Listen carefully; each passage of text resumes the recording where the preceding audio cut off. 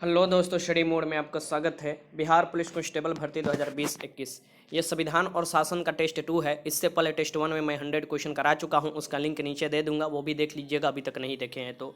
100 question है, 100 question मैं पूरे विस्तार से आपको बताने वाला हूँ। आप भी क्वेश्चन देखते चलिएगा और अपना स्कोर कमेंट बॉक्स में जरूर बताइएगा कि ये 100 क्वेश्चन में आपने कितना किया। इसमें क्वेश्चन के साथ पूरा मैं थ्योरी आपको खत्म करा देने वाला हूँ और परीक्षा देने से पहले एक बार जरूर ये वीडियो देख लीजिएगा, क्योंकि आपके एग्जाम में 8 से 10 प्रश्न संविधान और शासन से आते हैं। तो संविधान और शासन से जो भी क्वेश्चन आएगा आप आसान तरीका से कर सकते हैं। तो चलिए स्टार्ट करते हैं कि भारत का सर्वोच्च कानून किसे माना जाता है। तो जो भारत का सर्वोच्च कानून है ये किसे माना जाता है, तो ये भारत के संविधान को माना जाता है। तो पहले के आंसर हो जाएगा ए। भारत के संविधान विश्व के सबसे बड़ा संविधान है और विश्व में सबसे पहला जो लिखित संविधान था वो संयुक्त राज्य अमेरिका का था। और सबसे बड़ा अगर लिखित संविधान की बात किया जाए तो यह भारत के संविधान है। भारत का लोकतंत्र विश्व के सबसे बड़ा लोकतंत्र है, ये भी याद रखिएगा। भारत का लिखित संविधान है जिसमें जब लिखा गया था उस समय 395 अनुच्छेद के साथ 22 भाग और 8 अनुसूचियां थी, लेकिन अभी इसमें बदलाव हो गया है। क्या बदलाव हुआ है आगे के प्रश्न में हम लोग देखेंगे। तो ये हो जाएगा पहले के आंसर ए हो जाएगा। क्वेश्चन नंबर दूसरा देखिए कि भारतीय संविधान की किस अनुसूची में राज्य और संघ क्षेत्रों की सूची दी गई है। तो ये कौन सी अनुसूची है। अभी देखिए शुरुआत में भारत में जो संविधान लागू हुआ था 26 जनवरी 1950 को, उस समय सिर्फ 8 ही अनुसूचियाँ थी। 9वीं 10वीं और 11वीं 12वीं अनुसूची जो है ये बाद में जोड़ा गया, समय समय पर इंक्लूड किया गया जब जरूरत पड़ा। तो तभी भारत के संविधान में 12 अनुसूची है। और पहला अनुसूची देखिएगा तो इसमें भारत के राज्य और संघ क्षेत्रों के बारे में जानकारी दिया गया है। तो दूसरे के आंसर ए हो जाएगा। अब यहाँ पर देखिए भारत के जो 12वां अनुसूची है उसके बारे में मैं यहाँ पर आपको जानकारी जल्दी से दे देता हूँ। तो भारत की पहली जो अनुसूची की विशेषता है उसमें संघ और राज्यों का उल्लेख है। एक बात ध्यान में रखिएगा। भारत की दूसरी अनुसूची में क्या क्या दिया हुआ है, तो राष्ट्रपति, उपराष्ट्रपति, राज्यपाल, लोकसभा, विधानसभा, उच्चतम न्यायालय और उच्च न्यायालय के वेतन जो दिए जाते हैं सदस्यों को, इनके बारे में दिया गया है। तीसरी में क्या दिया गया है कि तीसरा अनुसूची में की विशेषता यह है कि व्यवस्थापिका के सदस्य जैसे कौन कौन हो जाते हैं, मंत्री, राष्ट्रपति, उपराष्ट्रपति, न्यायाधीश, इसमें शपथ इनको लिए जाने की जो प्रतिज्ञा का प्रारूप होगा शपथ का, वो उस बारे में आपको तीसरी अनुसूची में दिया हुआ है। चौथी अनुसूची में क्या दिया है, चौथी अनुसूची की क्या विशेषता है, तो राज्यसभा में विभिन्न राज्यों और केंद्र शासित प्रदेशों का जो आवंटन है राज्यसभा में, जैसे बिहार का राज्यसभा में 16 सीट है, वैसे लोकसभा में आपको बिहार का 40 सीट है, वैसे राज्यसभा का ये जो आवंटन बता रहा है राज्य और केंद्र शासित राज्यों का, ये दिया हुआ है आपको चौथी अनुसूची में। पांचवी अनुसूची जो है ये किससे संबंधित है, तो ये अनुसूचित जाति क्षेत्रों, अनुसूचित जनजाति के प्रशासन से है। ठीक, तो अनुसूचित क्षेत्रों और अनुसूचित जनजाति के प्रशासन से संबंधित है पांचवी अनुसूची। बहुत महत्वपूर्ण क्वेश्चन है, ये ट्रिक लगा लीजिएगा, इसकी से आप याद कर लीजिएगा। छठी अनुसूची में क्या है, तो छठी अनुसूची में जो जो राज्य दिया है उसे एकमात्र आप आराम से याद कर सकते हैं, असम, मेघालय, त्रिपुरा, मिजोरम। ठीक, तो AMTM मिस के एटीएम में आप अगर याद कीजिएगा तो आराम से याद हो जाएगा। छठी अनुसूची का राज्य क्या है, तो एटीएम में पैसा निकालने जाते हैं ना आप। ठीक, तो ए से आपको असम, टी से त्रिपुरा हो जाएगा, एम से मेघालय हो जाएगा और एम से एक हो जाएगा आपको मिजोरम एटीएम में। इसे आप ट्रिक से याद कर सकते हैं, मैंने ये ट्रिक बनाया है, बाकी आपको जैसे याद करना है याद कीजिएगा। सातवीं अनुसूची में क्या है, सातवीं अनुसूची में दिया हुआ है राज्य, संघ और समवर्ती सूची के विषय। अलग अलग संघ के लिए कौन से विषय जो आपको केंद्र कानून बना सकता है, राज्य के लिए कौन से होगा जो राज्य विधानसभा या विधानमंडल कानून बना सकता है, और समवर्ती सूची में आपको दोनों कानून बना सकते हैं। आठवीं अनुसूची में जो 22 भाषाओं का उल्लेख है ये दिया है, इसमें इंग्लिश नहीं है, इस बात को ध्यान में रखिएगा। ये क्वेश्चन पूछा गया था कि इसमें 22 भाषाओं में क्या इंग्लिश भी है, नहीं इंग्लिश नहीं है। नवीं अनुसूची में क्या है, नवीं अनुसूची बाद में जोड़ा गया था, आपको भूमि सुधार संबंधी अधिनियम के लिए आपको पहली संविधान संशोधन किया गया था उसी समय। 10वीं अनुसूची की विशेषता क्या है, इसमें दल बदल निरोध उपबंध किया गया है। दल बदल जो कि आपको 1985 में 52वां संविधान संशोधन द्वारा इसे जोड़ा गया था, 52वां, याद रखिएगा। दल बदलू जो व्यवस्था था उसको खत्म करने के लिए 10वीं अनुसूची में। फिर 11वीं अनुसूची आपका निकल कर आता है, इसकी क्या विशेषता है, तो इसमें पंचायती राज से संबंधित है। पंचायती राज व्यवस्था जो है जिसे आपको 73वां संविधान संशोधन कर आपको संवैधानिक दर्जा दिया गया वो है। और 12वीं अनुसूची में आपको जिसे 74वां संविधान संशोधन कर दर्जा दिया गया नगर पालिका शासन उसन का, वो है। ठीक, तो ये आपको 11वीं 12वीं में है। तो ऐसे जो 8 अनुसूचियां जोड़ी गई थी मैंने आपको बता दिया। अब देखिए क्वेश्चन नंबर तीसरा है कि संविधान सभा ने भारतीय राष्ट्रीय ध्वज को कब अपनाया था। संविधान सभा जो था, ठीक, जो कि भारतीय के संविधान बनाने का काम इनको सौंपा गया था, तो ये भारतीय राष्ट्रीय ध्वज को कब अपनाया गया था ये आपको बताना है। ऑप्शन देख लीजिए, आपके सामने सब पड़ा हुआ है ऑप्शन। तो ये बताइए, तो इसका आंसर क्या हो जाएगा, इसका आंसर आपको ए हो जाएगा। आपको ए हो जाएगा मीन्स की 22 जुलाई 1947 को ये अपनाया गया था। 22 जुलाई 1947, एक बात ध्यान में रखिएगा। भारत का राष्ट्रीय चिन्ह से क्वेश्चन बनता है, मुख्य परीक्षा में भी आप देखिए लगातार क्वेश्चन बन रहा है। तो ये देखिए यहाँ से आपको क्या करना है, याद कर लेना है भारत का राष्ट्रीय चिन्ह के बारे में। ठीक, तो भारत का जो राष्ट्रीय प्रतीक है इसके बारे में देखिए। तो भारत का राष्ट्रीय प्रतीक सारनाथ स्थित अशोक स्तंभ जो है सिंह के, जो कि 4 सिंह उसमें है लेकिन 3 ही सिंह दिखाई देते हैं, शीर्ष भाग की अनुकृति है। भारत सरकार ने इसे 26 जनवरी 1950 को अपनाया। प्रतीक के नीचे मुंडकोपनिषद, जो मुंडकोपनिषद से क्या लिया गया है, तो सत्यमेव जयते लिखा हुआ है, जो कि देवनागरी लिपि में है। हिंदी भी देवनागरी लिपि में लिखा जाता है। ये जो सत्यमेव जयते है मुंडकोपनिषद से लिया गया है। तो हर एक पॉइंट को मैं आपको कराते चल रहा हूं, जो कि क्वेश्चन कहीं से बने तो आराम से कर लीजिएगा। राष्ट्रीय ध्वज जो है ये 3 पट्टियों वाला तिरंगा है, हम लोग 3 पट्टी का होता है तिरंगा इसे बोलते हैं, जिसमें गहरा केसरिया ऊपर होता है, सफेद बीच में होता है और गहरा हरा रंग जो होता है ये नीचे होता है। और जो सफेद बीच में होता है उसमें एक आपको क्या होता है, चक्र होता है। तो सफेद पट्टी के बीच में नीले रंग का, किस रंग का, नीले रंग का, रंग भी याद रखिएगा क्वेश्चन बनता है। चक्र होता है जिसमें 24 तीलियां होती है। अच्छा, इसे सारनाथ के अशोक सिंह स्तंभ से बने चक्र से लिया गया है। इसमें लंबाई और चौड़ाई का अनुपात क्या है तिरंगा का, तो 3:2 है।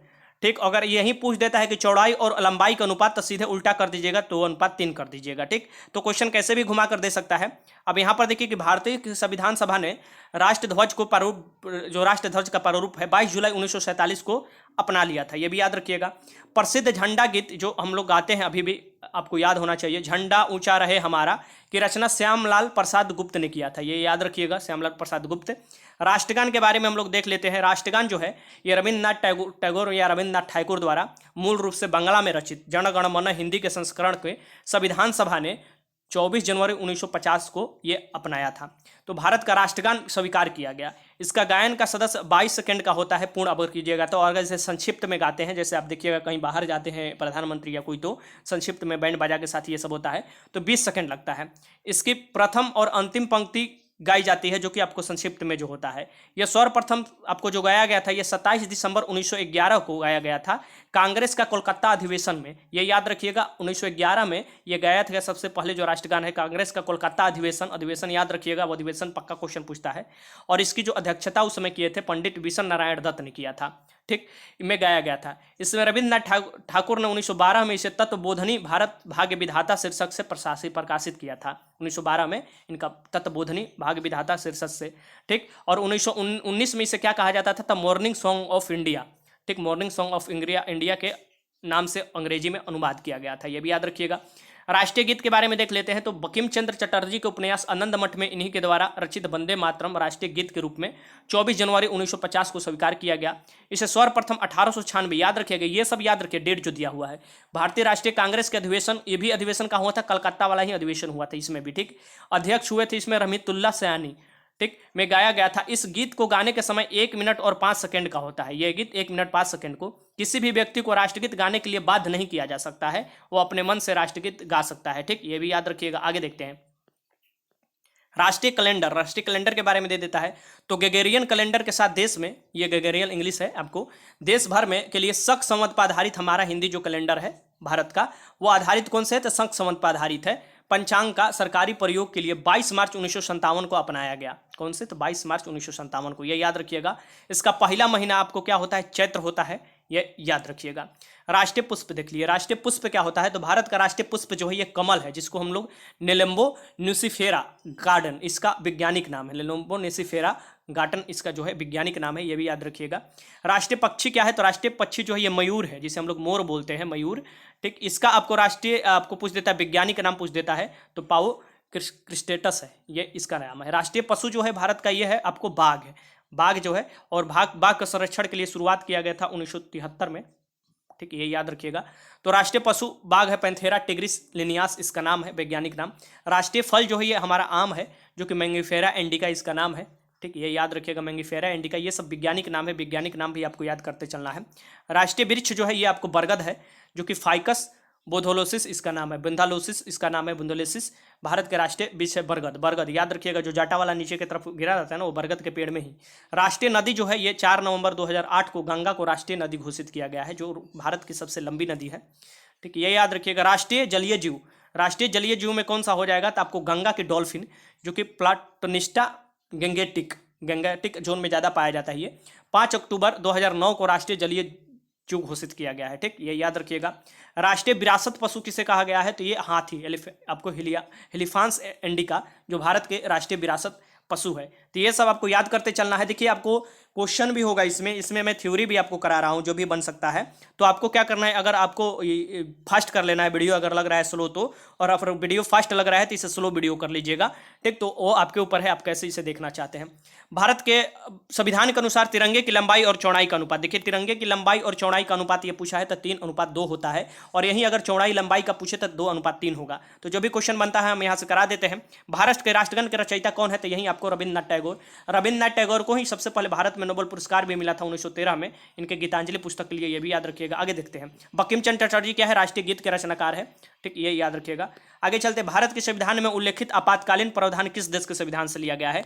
तो जो आपातकालीन प्रावधान है ये संविधान है जो जर्मनी के देश से लिया गया है। आपातकाल का जो उल्लेख है आपको आर्टिकल 352 में, आर्टिकल 356 में, आर्टिकल 360 में, ये 3 प्रकार का आपात है इसमें। तो 6 के आंसर क्या हो जाएगा, सी हो जाएगा। ये देखिए भारत के विदेशी स्रोत में आपको क्या क्या लिया गया है, भारत के जो विदेशी स्रोत दे सकता है तो उसमें कौन कौन देश से क्या क्या प्रावधान लिया गया है, ये झट से मैं आपको करा देता हूँ कुछ सेकंड में, जो कि आपके एग्जाम के लिए जरूरी हो जाता है, ठीक। तो यहाँ से थ्योरी भी आप करते चलिए, एक तरफ से ये रिवीजन है आपका क्वेश्चन के साथ साथ थ्योरी भी, ठीक। यहाँ पर देखिए संयुक्त राज्य अमेरिका, सबसे पहले यूएसए के संविधान से देख लेते हैं हम लोग क्या क्या लिया गया है। तो मौलिक अधिकार जो कि संविधान के भाग 3 में है ये लिया गया है।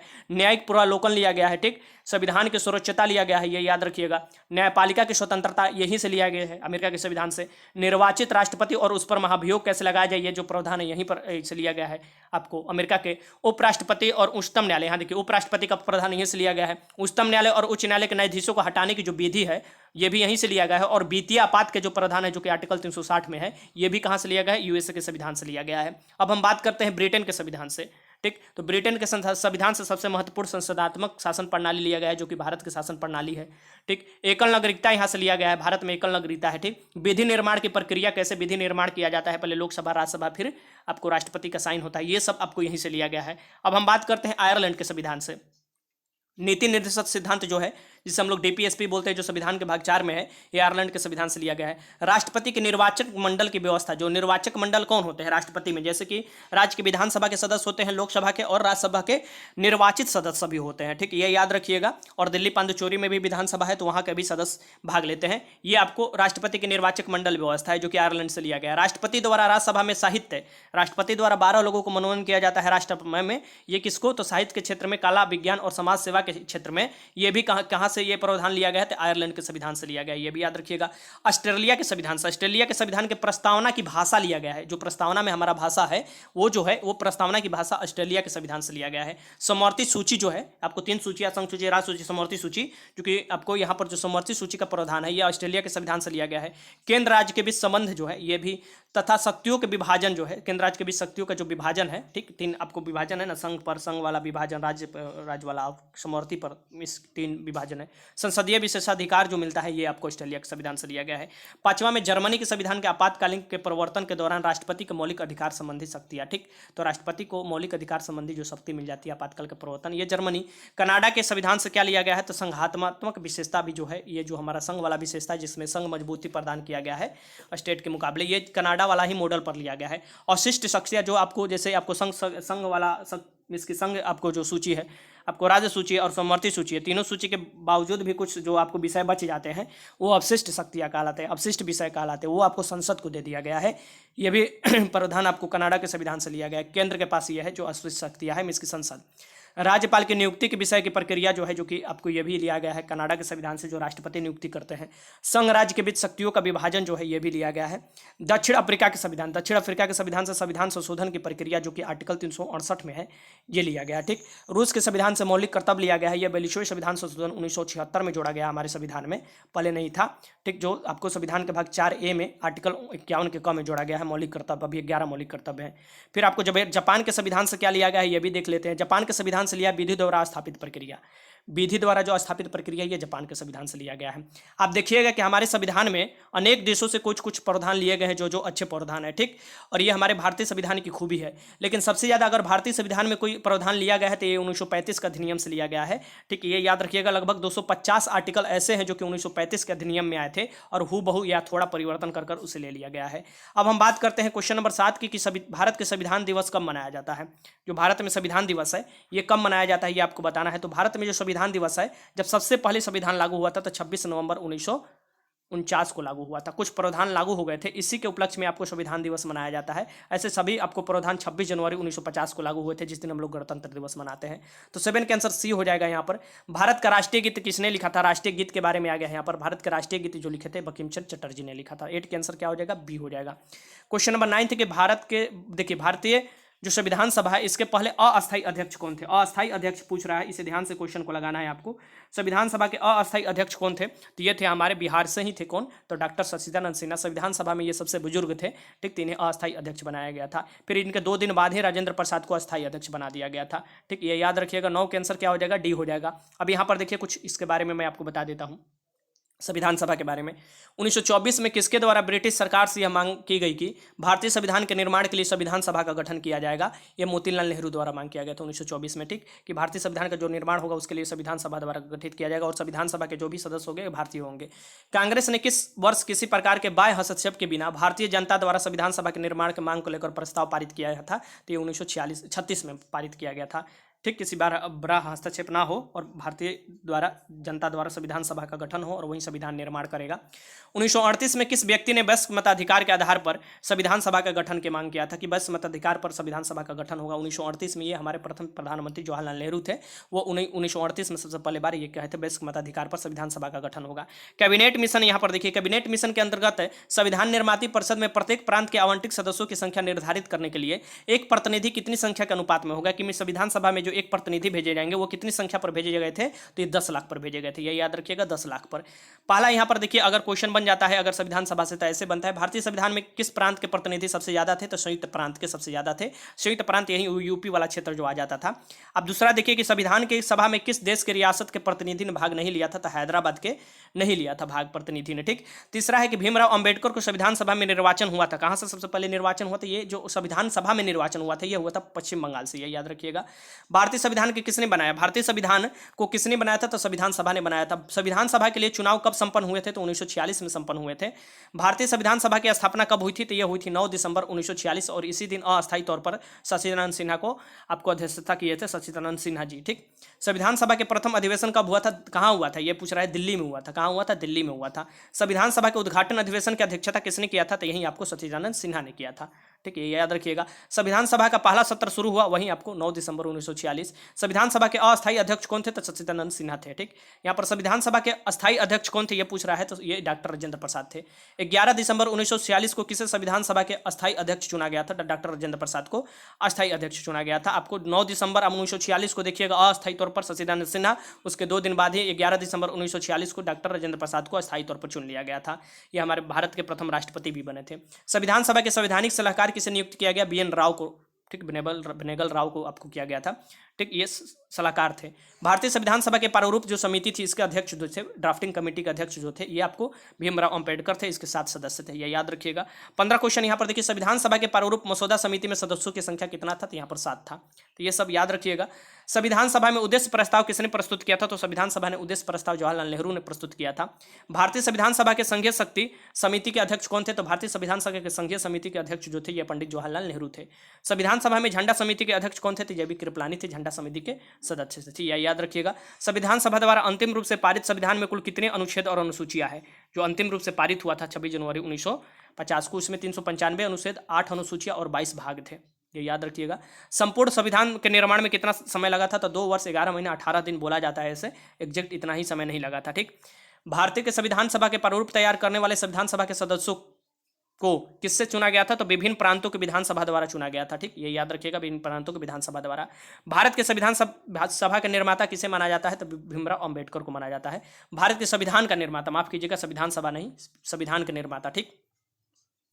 भारत में संविधान लागू हुआ था। भारत में संविधान आपको 26 जनवरी 1950 को, इसलिए हम लोग इस दिन गणतंत्र दिवस मनाते हैं। आखिर इस दिन क्यों लागू हुआ था? संविधान में 26 जनवरी 19 माफ कीजिएगा, संविधान को 26 जनवरी को दिन लागू करने का निर्णय इसलिए किया गया क्योंकि कांग्रेस ने इस तिथि को 1930 में प्रथम स्वतंत्रता दिवस के रूप में मनाया था, ठीक। प्रथम स्वराज के रूप में मनाया था, ये याद रखिएगा। क्वेश्चन नंबर 10 कि संविधान का निर्माण करने वाला प्रथम देश कौन है? जो संविधान का निर्माण किया था ये प्रथम देश कौन है, ये याद रखिएगा। यहाँ पर देखिए क्वेश्चन जो है इसे ध्यान से आपको लगाना होगा, क्योंकि क्वेश्चन को लगाते समय आपको ये देखना है कि संविधान का निर्माण करने वाला, संविधान बनाया गया, इसकी लिखा गया, तो ये USA था, संयुक्त राज्य अमेरिका, ठीक। ये याद रखिए। क्वेश्चन नंबर 11 है कि भारत के संविधान दिवस आता है, यहाँ पर देखिए भारत का संविधान दिवस आता है, भारत के संविधान दिवस जो है ये 26 नवंबर को मनाए जाते हैं, ये याद रखिएगा, मैंने ऊपर बताया आपको। भारत संविधान में कितनी अनुसूचियां है, जो भारत के संविधान है इसमें कितनी अनुसूचियां है, तो मैंने आपको बताया था 12 अनुसूचियां है, पहले 8 थी लेकिन बढ़ गया फिर 12 हो गया। 13 क्वेश्चन है कि किस देश के संविधान में विश्व के लंबा है, किस देश का संविधान जो है ये विश्व के सबसे लंबा संविधान है, ये आपको भारत का संविधान जो है ये विश्व के सबसे लंबा लिखित संविधान है, ये याद रखिएगा। आगे देखते हैं क्वेश्चन। क्वेश्चन नंबर 14 है कि भारतीय संविधान का अंगीकार किया गया, भारतीय संविधान है इसे कब अंगीकार किया गया था। अंगीकार वाला शब्द देगा तो आपको वहां से रुक जाना है और ध्यान से क्वेश्चन लगाना है, ठीक। आत्मप्रीत, अंगीकार, ये सब जो आपका शब्द आता है ये प्रस्तावना से शब्द लिया गया है, और ये जो कब किया गया था, ये 26 नवंबर 1949 को। पूर्णतः जो संविधान लागू किया गया था वो आपको 26 जनवरी 1950 को, लेकिन अंशतः रूप से ये लागू किया गया था, जो कि आपको यहाँ पर बोल रहा है अंगीकार कर लिया गया था कुछ अनुच्छेद को 26 नवंबर 1949 को। अब यहाँ पर उद्देशिका के बारे में पढ़ लीजिए, यहीं से ये क्वेश्चन लिया गया है। उद्देशिका क्या है और संविधान में, तो नेहरू द्वारा प्रस्तुत उद्देश्य संकल्प में जो आदर्श प्रस्तुत किया गया उन्हें हमने संविधान के उद्देशिका शामिल कर लिया गया, और उसे आज के डेट में हम लोग प्रस्तावना बोलते हैं। 42वें संविधान संशोधन 1976 द्वारा संशोधित यह उद्देशिका निम्न है, इसमें एक बार संशोधन भी है, उद्देशिका या प्रस्तावना जो भी आप बोल सकते हैं, जो कि 42वें संविधान संशोधन 1976 में संशोधन किया गया था, उस समय आपात लागू था भारत में। तो पढ़ लेते हैं झट से, इसमें क्या है, हम भारत के लोग से स्टार्ट होता है, तो हम भारत के लोग भारत को क्या बनाना चाहते हैं, तो ये वाला देखिए, ये वाला यहाँ से स्टार्ट कीजिएगा और इसे लगातार याद कर लीजिएगा, सजाने के लिए आ जाता है। संपूर्ण प्रभुत्व संपन्नता, सबसे पहले संपूर्ण प्रभुत्व संपन्न हम बनाना चाहते हैं, फिर उसके बाद समाजवाद, ये बाद में जोड़ा गया था, आपको जोड़ा गया था ये 1976 में 42वें संविधान संशोधन द्वारा। फिर पंथ निरपेक्ष, ये भी आपको जोड़ा गया था उसी समय, दोनों, ठीक। तो यहाँ पर देखिए संपूर्ण प्रभुत्व संपन्न समाजवादी पंथ निरपेक्ष लोकतांत्रिक गणराज्य बनाने के लिए तथा उसके समस्त नागरिकों को कितने प्रकार के न्याय है, तो सामाजिक, आर्थिक और राजनीतिक न्याय, ठीक। कितने प्रकार के, 3 प्रकार के न्याय है, सामाजिक, आर्थिक और राजनीतिक न्याय, ठीक। और कितने प्रकार की स्वतंत्रता दिया है प्रस्तावना में, तो विचार, अभिव्यक्ति, विश्वास, धर्म और उपासना की स्वतंत्रता। तो प्रस्तावना में तो 5 स्वतंत्रता दिया गया है, लेकिन आप फंडामेंटल राइट में देखिएगा तो 6 स्वतंत्रता दिया गया है, ठीक। तो यहाँ पर देखिए, अब यहाँ पर देखिए प्रतिष्ठा और अवसर की समता यहाँ पर प्राप्त करने के लिए तथा उन सब में व्यक्ति की गरिमा और राष्ट्र की एकता, अखंडता सुनिश्चित करने के लिए, अखंडता शब्द भी कब जोड़ा गया था, 1976 में जोड़ा गया था 42वें संविधान संशोधन द्वारा।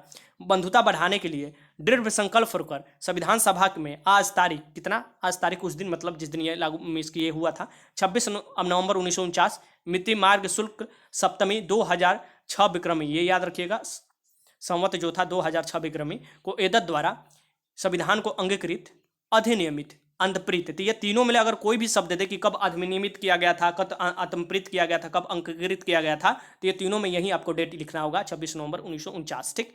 आगे क्वेश्चन देखते हैं कि भारतीय संविधान के निम्नलिखित विशेषताओं में कौन सी यूएसए से लिया गया है, मीन्स की संयुक्त राज्य अमेरिका से लिया गया है। तो ये आप देखिएगा मौलिक अधिकार, जो संविधान का मैग्ना कार्टा जिसे बोला जाता है, जो संविधान के भाग 3 में है, आर्टिकल 12 से लेके आपको आर्टिकल 35, यहाँ पर देखिए 35 तक 24 आर्टिकल इसमें दिया हुआ है, ठीक। तो 24 आर्टिकल दिया हुआ है, तो इसमें आपको मौलिक अधिकार के बारे में, ठीक। तो आगे चलते हैं। क्वेश्चन नंबर यहाँ पर देखिए, क्वेश्चन नंबर 36 है कि विधि के शासन के संकल्पना कहाँ के संवैधानिक प्रणाली की एक विशेष विशेषता है। तो विधि के शासन के संकल्पना कहाँ के शासन प्रणाली के विशेष विशेषता है, तो यह है ब्रिटेन के शासन प्रणाली की, ठीक, ब्रिटेन, ये याद रखिएगा। क्वेश्चन नंबर 17 है कि भारतीय संविधान की समवर्ती सूची की धारणा किस देश से ली गई है। तो भारतीय संविधान की जो समवर्ती सूची की धारणा है ये आपको कहाँ से लिया गया है, तो ये ऑस्ट्रेलिया के संविधान से लिया गया है, ये भी याद रखिएगा। आगे देखते हैं क्वेश्चन। क्वेश्चन नंबर आपको 18 है कि भारतीय संविधान के जनक के रूप में किसे जाना जाता है। तो भारतीय संविधान के जनक के रूप में हमारे भीमराव अम्बेडकर को जाना जाता है, जो कि ड्राफ्टिंग कमेटी के अध्यक्ष थे। तो 18 का आंसर क्या हो जाएगा, बी हो जाएगा। क्वेश्चन नंबर 19 है कि संविधान के मसौदा तैयार करने वाले समिति, जिसे हम लोग ड्राफ्टिंग कमेटी कहते हैं, कि अध्यक्ष कौन थे, तो ये थे, कौन थे, ये थे आपको डॉक्टर भीमराव अम्बेडकर, ठीक है, ये याद रखिएगा। आगे देखते हैं क्वेश्चन नंबर 20 है कि संविधान में हमारे राष्ट्र का उल्लेख किस या किन नाम से किया गया है। तो जो संविधान में हमारे राष्ट्र है उसके नामकरण किया गया है, 2 नाम दिया गया है, जो कि संविधान के आर्टिकल 1 में दिया हुआ है, भारत या इंडिया। भारत या इंडिया कहाँ गया यहाँ, भारत या इंडिया, जो कि राज्यों का संघ होगा। तो 20 का आंसर क्या हो जाएगा, ए हो जाएगा। क्वेश्चन नंबर 21 है कि भारतीय संघवाद को सहकारी संघवाद किसने कहा था। बहुत महत्वपूर्ण क्वेश्चन है। भारतीय संघवाद को सहकारी संघवाद कहा था, केसी हियर ने कहा था, केसी वियर ने या हियर ने, ठीक। तो ये 21 का आंसर क्या हो जाएगा, यहाँ पर बी हो जाएगा। आगे देखते हैं क्वेश्चन। क्वेश्चन जो है 22 है कि संसदीय शासन प्रणाली सर्वप्रथम किस देश में विकसित हुई। तो संसदीय शासन प्रणाली जो है ये ब्रिटेन में विकसित हुई, और हम लोग का भी संसदीय शासन प्रणाली ही है, हम लोग पहले ब्रिटेन का कॉलोनी था भारत। क्वेश्चन नंबर 23 है कि भारतीय संविधान का कौन सा भाग संविधान की आत्मा कहलाता है। जो संविधान का आत्मा कहलाता है ये भारतीय संविधान के कौन से भाग है, ठीक। तो ये आपको देखना है। देखिए क्वेश्चन जो है अगर आर्टिकल 32 देता है और उसमें आर्टिकल देता है तो आर्टिकल 32 लगाइएगा। लेकिन अगर संविधान का भाग देता है, संविधान की प्रस्तावना भी एक भाग है, इस बात को ध्यान में रखिएगा। ठीक, केशवानंद भारती आपको केस जो 1973 था उसमें यह पता चल गया था, और फिर वही 1976 में संशोधन किया गया था प्रस्तावना में। तो ये जो है उद्देशिका को कहा गया था। क्या ये कौन से भाग को संविधान का आत्मा कहा जाता है? तो उद्देशिका, तो प्रेम्बल को कहा जाता है। तो 23 का आंसर सी हो जाएगा। क्वेश्चन नंबर 24 के निम्न में से कौन सी भाषा भारतीय संविधान के 8वीं अनुसूची में उल्लेखित है? तो कौन सी भाषा जो है 8वीं अनुसूची में उल्लेखित नहीं है? यहाँ पर देखिए, माफ कीजिएगा, ये दे रहा है उल्लेखित नहीं है। ठीक, यहाँ पर देखिए नहीं दिया है, तो ये अंग्रेजी नहीं है। बाकी 22 भाषाओं दिया है 8वीं अनुसूची में भारतीय संविधान के। क्वेश्चन नंबर 35 है कि तेलंगाना राज्य किसका विभाजन हुआ? तेलंगाना राज्य किसका विभाजन है? किस राज्य से विभाजन हुआ था? 2 जून 2014 को तेलंगाना बना था, ये आंध्र प्रदेश से बना था, ये याद रखिएगा। आगे देखते हैं, संघ और उसका राज क्षेत्र के बारे में देख लीजिए। संघ और राज्य क्षेत्र के बारे में यहाँ पर देख लेते हैं। सबसे पहले लेटेस्ट जानकारी के अनुसार मैं बता दूं कि राज्यों की संख्या 28 हो चुका है और केंद्र शासित प्रदेशों की संख्या 8 हो चुका है। ठीक, जिसमें आपको एक राज्य जो था जम्मू कश्मीर, जिसको आर्टिकल 370 के तहत विशेष दर्जा दिया गया था, उस दर्जा को अब हटा दिया गया है और उसे 2 केंद्र शासित प्रदेश बना दिया गया है, जम्मू कश्मीर और लद्दाख। यहाँ पर देखिएगा, ये अनुच्छेद 1 में क्या दिया है? भारतीय संविधान के अनुच्छेद 1 में दिया है भारत इंडिया राज्यों का संघ होगा। यहाँ पर क्या दिया है? राज्यों का संघ होगा, याद रखिएगा। इंडिया, भारत और इंडिया, इसका 2 नाम है। राज्य और उनके राज्य क्षेत्र वे होंगे जो कि पहली अनुसूची में वर्धनिष्ठ है, ये दिया है। तीसरी अनुसूची में है कि वो राज्य क्षेत्र में अर्जित किए गए अन्य क्षेत्रों को समिष्ट होंगे। ठीक, यहाँ पर देखिए, ये जो है इसके भाग का ही आपको अनुच्छेद 1 में ही ये तीनों दिया हुआ है। ठीक, कि भारत के राज्य क्षेत्र में अर्जित किए गए अन्य राज्य क्षेत्र को भी समिष्ट होंगे, जैसे कोई अर्जित करता है बाद में। तो अनुच्छेद 2 जो दिया है उसमें भारत के संसद को विधि बनाने की प्रक्रिया है कि निबंधों या शर्तों के जो वह ठीक समझे नए राज्य का प्रवेश या उनकी स्थापना की शक्ति प्रदान किया गया है। तीसरा में यह है कि जो नए राज्य बनाया जाता है पुराने राज्य से काटकर या सीमा घटाया जाता है, उस बारे में है। तो यहाँ पर देख लीजिए कि अनुच्छेद 3 में है नए राज्यों का निर्माण और वर्तमान राज्यों के क्षेत्रों, सीमाओं और नामों के परिवर्तन संसद विधि द्वारा की जा सकती है, संसद विधि बनाकर। क्वेश्चन नंबर 26 है कि संविधान के प्रारंभ होने के बाद किसी अधिनियम में नागरिकता पाने और गंवाने के संबंधी प्रावधान है? तो संविधान के प्रारंभ होने के बाद से किस अधिनियम में नागरिकता पाने और गंवाने संबंधी प्रावधान है? ये कौन सा अधिनियम है, ये आपको बताना है, सोच कर बताइए। क्वेश्चन बहुत महत्वपूर्ण है। तो ये जो हो जाएगा, ये है नागरिकता अधिनियम 1955। क्वेश्चन नंबर 27 देखिए, भारतीय संविधान नागरिक देता है, भारतीय संविधान नागरिकता देता है किसको किसको? तो जन्म के आधार पर, निवास के आधार पर, देशीकरण के आधार पर, उपयुक्त में से सभी हो जाएगा इसमें से, ये सभी प्रक्रिया द्वारा। ठीक, तो 27 का आंसर डी हो जाएगा। अभी जो CAA कानून आया है वो भी नागरिकता से संबंधित है, और उसमें देश जो तीनों का उल्लेख किया गया है, अफगानिस्तान, बांग्लादेश और पाकिस्तान का उल्लेख किया गया है कि वहाँ के जो माइनॉरिटी है वो आकर भी इंडिया में रह सकते हैं, 2014 से पहले जो भी आए होंगे। 28 क्वेश्चन के संविधान का कौन सा भाग नागरिकता के प्रावधानों से संबंधित है? कौन से जो भाग है जो कि नागरिकता के प्रावधानों से संबंधित है, ये आपको बताना है। तो इस संविधान के भाग 2 में देखिएगा, आर्टिकल 5 से लेकर 11 तक देखिएगा, इसमें आपको नागरिकता के बारे में दिया है। ठीक, तो ये आपको भाग 2 हो जाएगा, इसमें 28 का आंसर क्या हो जाएगा? ये हो जाएगा। अब यहाँ पर मैं आपको बता दूं कि जो भारतीय संविधान के भाग है लगभग 22 भाग है, उस 22 भाग में जो महत्वपूर्ण भाग है उसको आपको जानना जरूरी हो जाता है। तो ये महत्वपूर्ण ही भाग मैंने लिया है, पूरा भाग आपको नहीं कराने वाला हूँ। ऐसे पूरा भाग आपको 22 भाग देखना होगा, लेकिन महत्वपूर्ण भाग मैं आपको करा दे रहा हूँ। जैसे कि सबसे पहला भाग जो आता है, ये किससे आता है? तो ये आपको होता है राज्य और राज्य क्षेत्र से। ठीक, संघ और राज्य क्षेत्रों से, जो कि दिया हुआ है आर्टिकल 1 से लेकर 4 तक इसमें प्रावधान है। भाग 2 है, ये किससे संबंधित है? तो नागरिकता से संबंधित है, जो कि आर्टिकल 5 से लेकर 11 तक प्रावधान है, सिटीजनशिप जिसे हम लोग बोलते हैं। भाग 3 में क्या है? तो मौलिक अधिकार से संबंधित है, और ये आपको देखिएगा आर्टिकल 12 से लेकर 35 तक है, जिसे संविधान के मैग्ना कार्टा भी बोला जाता है। भाग 4 में क्या देखिएगा? तो इसमें राज्य के निर्देश तत्व है, जो कि आर्टिकल 36 से लेकर 51 तक दिया हुआ है। ठीक, ये भी याद रखिएगा। भाग 4 क में क्या दिया हुआ है? तो ये आपको 1976 में जोड़ा गया था 42वें संविधान संशोधन कर षोडशी समिति की सिफारिश पर। यह मौलिक कर्तव्य के बारे में है, आर्टिकल 51 के क में 11 भी मौलिक कर्तव्य है। अब देखिएगा कि भाग 8 में क्या है, किससे संबंधित है? ये केंद्र शासित प्रदेशों के शासन से संबंधित है। ठीक, भाग 4 और भाग 5 और भाग 6 भी याद रख लीजिएगा। भाग 5 और भाग 6 क्या कहता है? तो भाग 5 कहता है संघ के शासन के बारे में, जो कि आर्टिकल मतलब कि संघ जो संघीय स्तर पर होगा, तो ये 52 से लेकर 151 तक होगा। फिर उसके बाद संघ का शासन खत्म हो गया तो फिर राज्य का शासन आया, जो कि भाग 6 में है, जो कि आर्टिकल 152 से लेकर 237 में दिया हुआ है। ठीक, अब 7वीं जो भाग है, इसमें पहली अनुसूची के भाग ख था, जो कि आपको निरस्त हो गया है, बात खत्म हो गया इसका। फिर इसके बाद अब ये आएगा संघ राज्य क्षेत्रों का शासन, और फिर पंचायती राज का। तो ऐसे कर कर आप देखिएगा, आप जाकर भी देख लीजिएगा अपने बुक में, ये जरूर भाग है, यहाँ से क्वेश्चन बनता है। भाग 15 किससे संबंधित है? तो ये निर्वाचन से संबंधित है, जो कि आर्टिकल यहाँ पर देखिए भारत 15 किससे संबंधित है? निर्वाचन। यहाँ पर आर्टिकल जो है गलत लिख गया है, यहाँ पर देखिए ये आर्टिकल नहीं होगा। भाग जो 15 में आर्टिकल होगा ये निर्वाचन संबंधी है। तो ये जो निर्वाचन संबंधी आपको होता है, ये आपको आर्टिकल 324 से लेकर 329 तक होता है। 324 से लेकर 329 होगा, ये जो नहीं है ये हिंदी वाला यहाँ पर आ गया है, ठीक। तो इसे गलत कर लीजिएगा, यहाँ पर 324 से लेकर 329 तक कर लीजिएगा। भाग 18 किससे संबंधित है? तो ये आपात उपबंध से संबंधित है, जो कि आर्टिकल 352 से 360 तक है।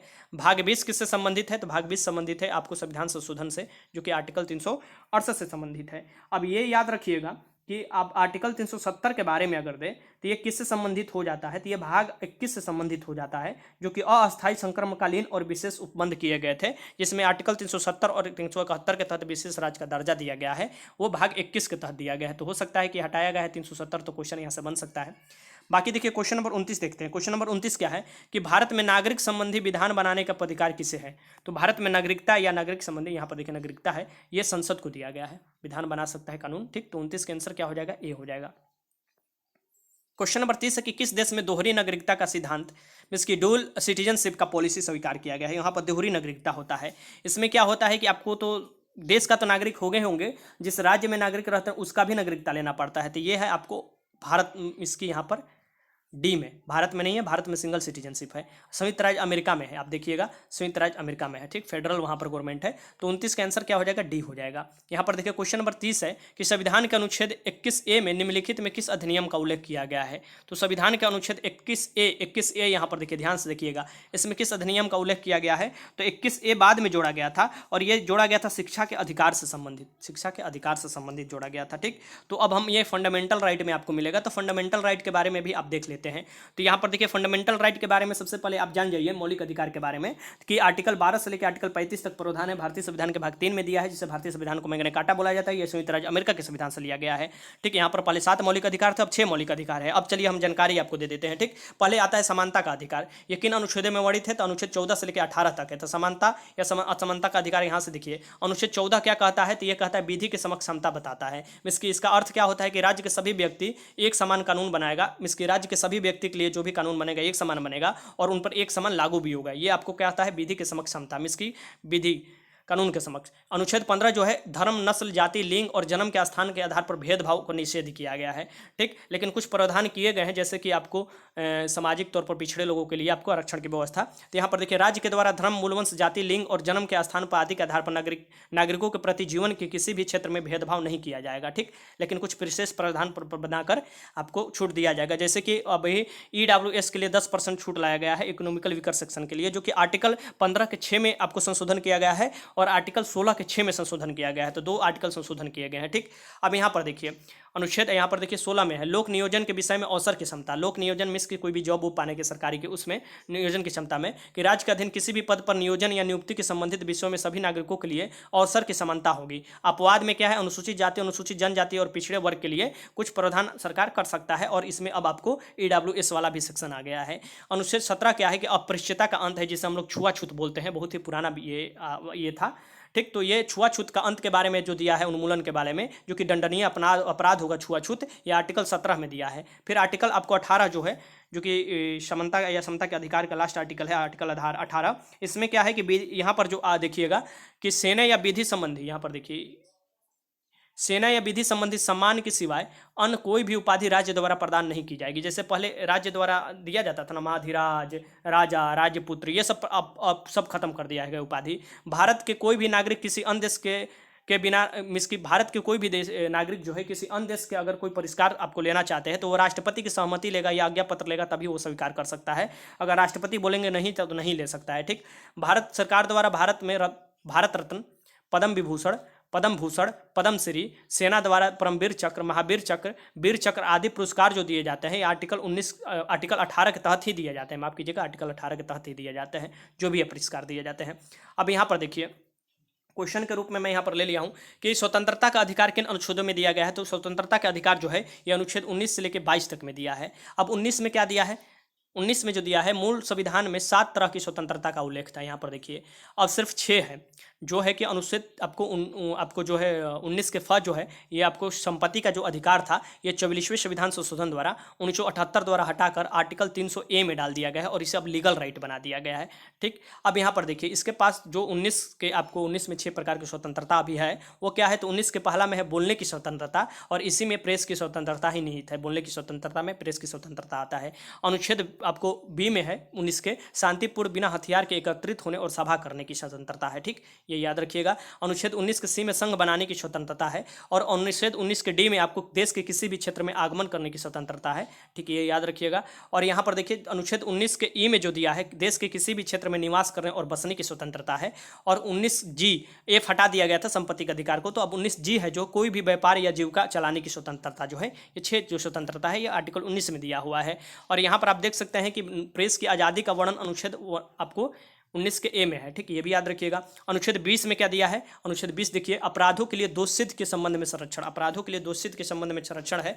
इसके तहत 3 प्रकार की स्वतंत्रता आपको दिया गया है जो कि 20 में दिया है। पहला कि किसी भी व्यक्ति को एक अपराध के लिए मात्र एक ही बार सजा मिल सकता है, ये याद रखिएगा, एक अपराध के लिए एक ही बार सजा मिल सकता है। ठीक, अपराध करने के समय जो कानून है उसी के तहत सजा मिलेगी, न कि एक नया कानून बना दिया जाए कोई भी और उसके तहत सजा दे दिया जाए, और न ही पुराने वाले कानून लागू कर दिया जाए। ठीक, जो उस समय कानून चल रहा है उसी के तहत उसको सजा मिलेगी अगर वो ऐसा कुछ कांड किया है तो। तीसरा जो है यहाँ पर देख सकते हैं कि किसी भी व्यक्ति को स्वयं के विरुद्ध न्यायालय में गवाही देने के लिए बाध्य नहीं किया जाएगा। ये बहुत वीवीआई क्वेश्चन है, इसे लगा लीजिएगा। ठीक, आप जब दरोगा या पुलिस का ट्रेनिंग कीजिएगा ना तो ये सभी आपको पढ़ाया जाएगा, वहाँ भी लीगल राइट में जब पढ़िएगा ना संविधानिक जो कि आपको उस कानून पढ़िएगा तो उसमें ये सब पढ़ाया जाएगा आपको। ठीक, अब यहाँ पर देखिए अनुच्छेद 21 जो है, अनुच्छेद 21 क्या है कि प्राण और दैविक स्वतंत्रता के संरक्षण, प्राण और दैविक स्वतंत्रता के संरक्षण जो कि आर्टिकल 21 है। और संविधान के सबसे बेस्ट आर्टिकल में आर्टिकल 21 आता है और आर्टिकल 32 आता है, दोनों याद रखिएगा। किसी भी व्यक्ति को विधि द्वारा स्थापित प्रक्रिया के अतिरिक्त उसके जीवन और व्यक्तिगत स्वतंत्रता के अधिकार से वंचित नहीं किया जाएगा। कौन द्वारा? विधि द्वारा स्थापित प्रक्रिया के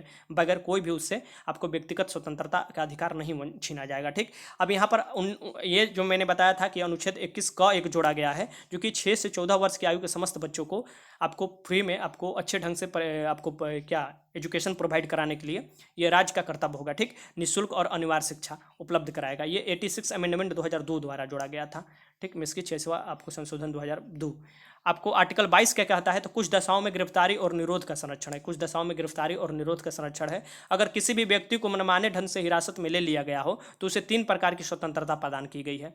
ठीक, उसे 3 प्रकार की आर्टिकल 22 में दिया गया है। मनमाने ढंग से मान लीजिए आपको कोई भी गिरफ्तार कर लिया गया तो आपके पास 3 स्वतंत्रता आपको दिया गया है। ठीक, ये आपको प्रदान किया गया। हिरासत में लेने का आपको सबसे पहले कारण पूछिएगा, अगर कोई पुलिस गिरफ्तार आपको करता है तो सबसे पहले उसे पूछिए कि हमने गलती क्या किया है। ठीक, फिर आपको दूसरा में है कि 24 घंटे के अंदर आने जाने के समय छोड़ दिया जाए, अगर दूर है न्यायालय तो आने जाने का समय छोड़ दिया जाए तो आपको वो किसी भी न्यायालय के समक्ष आपको पेश करना होगा, आपको जिला न्यायालय के समय आपको समक्ष या दंडाधिकारी के समक्ष पेश करना होगा। ये आपको पुलिस का कर्तव्य होता है। अगर पुलिस आपको जबरदस्ती 2 से 3 दिन रख देता है जेल में, अगर किसी के सामने पेश नहीं करता है, आपको बस आपको चिढ़ाने के लिए या मारने के लिए या दुश्मनी निकालने के लिए, तो आप आर्टिकल 32 के तहत सीधे हाईकोर्ट सुप्रीम कोर्ट जा सकते हैं और वहाँ से इस पुलिस वाले पर कार्रवाई कर सकते हैं और इसका जॉब खा सकते हैं। ठीक, उसे अपने पसंद के वकील को सलाह लेने का अधिकार है। यह तीसरा है कि कोई भी अगर गिरफ्तार है तो उसे अपने पसंद के वकील को सलाह लेने का अधिकार है। अब आता है अगला, तो शोषण के विरुद्ध जो अधिकार दिया गया है ये आपको आर्टिकल 23-24 में दिया है। शोषण के विरुद्ध अधिकार जो दिया गया है। धार्मिक स्वतंत्रता का अधिकार किन अनुच्छेद में दिया है, तो आर्टिकल आपको 25 से लेकर 28 तक दिया है। मैं यहाँ पर बता दूँ कि आपको शोषण के विरुद्ध जो अधिकार है, जो आर्टिकल 23 जो कहता है, ये आपको बालत श्रम कहता है या बंधुआ मजदूरी आप खरीद जो बेचा जाता है आदमी को, मीन्स की आपको मनुष्य को खरीद बिक्री, ये सब पर प्रतिबंध लगाया गया है। बंधुआ मजदूरी पर प्रतिबंध लगाया गया है। जबरन आपको कोई भी काम कराना, पैसा नहीं देना, इस पर प्रतिबंध लगाया गया है। ठीक, आर्टिकल 24 क्या है, तो ये 14 वर्ष से कम आयु के बच्चों को कारखाना में काम नहीं कराना है, इसकी बाल श्रम जो है उस पर प्रतिबंध लगाया गया है। ठीक, ये प्रावधान किया गया है। अब देखते हैं चौथा कि धार्मिक स्वतंत्रता का अधिकार कौन है। धार्मिक स्वतंत्रता का अधिकार आर्टिकल 25 से लेकर 28 में दिया है, जिसमें आर्टिकल 25 महत्वपूर्ण है, जो कि पंजाबी लोग ऊपर अपना पगड़ी उगड़ी बांधते हैं या जो भी रखते हैं, वो आर्टिकल 25 में ही प्रावधान किया गया है कि कोई भी अपना धर्म को अच्छे से मान सकता है और उसका प्रचार प्रसार कर सकता है। पांचवा है कि संस्कृति और शिक्षा के अधिकार किन अनुच्छेद में है, तो यह है आपको अनुच्छेद 29 और 30 में। ये अल्पसंख्यक संबंधी अधिकार कहलाता है, जो कि आपको धार्मिक और आपको भाषाई 2 प्रकार का अल्पसंख्यक भारत में है, ये दोनों अधिकार आपको मिलते हैं। ठीक, आगे देखते हैं। आगे जो है कि संवैधानिक उपचारों का अधिकार किस अनुच्छेद में वर्णित है, तो संवैधानिक उपचारों का अधिकार जो महत्वपूर्ण अधिकार है, संविधान की आत्मा इसे भी बोला जाता है अगर आर्टिकल 32 की बात किया जाए तो। ठीक, तो ये है संवैधानिक उपचारों के अधिकार को डॉक्टर भीमराव अंबेडकर ने संविधान का आत्मा कहा है। देखिए, संविधान के उपचारों के अधिकार को आत्मा कहा है। ठीक, तो ये याद रखिएगा। क्वेश्चन नंबर आप देखिए 32 में क्या दिया है, 32 में जो प्रावधान है पांचों ये बना लीजिएगा, यहाँ से क्वेश्चन पक्का आता है कि यहाँ पर क्या है। तो यहाँ पर देखिए इसके अंतर्गत मौलिक अधिकार को प्रवर्तित कराने के लिए समुचित कार्रवाई द्वारा उच्चतम न्यायालय में आवेदन करने का अधिकार प्रदान किया गया है। ठीक, इस संदर्भ में सर्वोच्च न्यायालय के 5 तरह के रिट जारी किए जाते हैं। सर्वोच्च न्यायालय आर्टिकल 32 के तहत जारी करता है, और आपको उच्च न्यायालय जो राज्य के होते हैं वो आपका आर्टिकल 226 के तहत जारी करते हैं। ठीक, तो अब चलते हैं हम यहाँ पर कि इसमें कौन कौन रेट दिया हुआ है। तो सबसे पहले बंदी प्रत्यक्षीकरण रेट आता है कि कोई भी चीज लोग को बंदी किए हो उसको हमारे सामने प्रस्तुत करो। परमादेश आता है, फिर प्रतिषेध लेख आता है, उत्प्रेषण आता है, और पांचवा में क्या है, अधिकार परीक्षा। तो सबसे पहले बंदी प्रत्यक्षीकरण के बारे में देख लेते हैं। ये सभी आपको पढ़ना भी है, आपको जब ट्रेनिंग कीजिएगा तो ये सभी पढ़ाया जाएगा।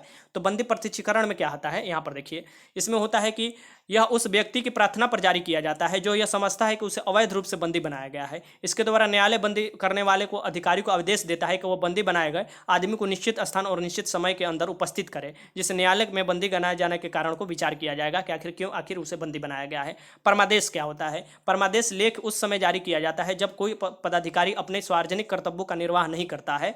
इस प्रकार आज्ञापत्र के आधार पर पदाधिकारी को उसके कर्तव्यों को पालन करने के आदेश जारी किए जाते हैं कि वो अपना काम करे।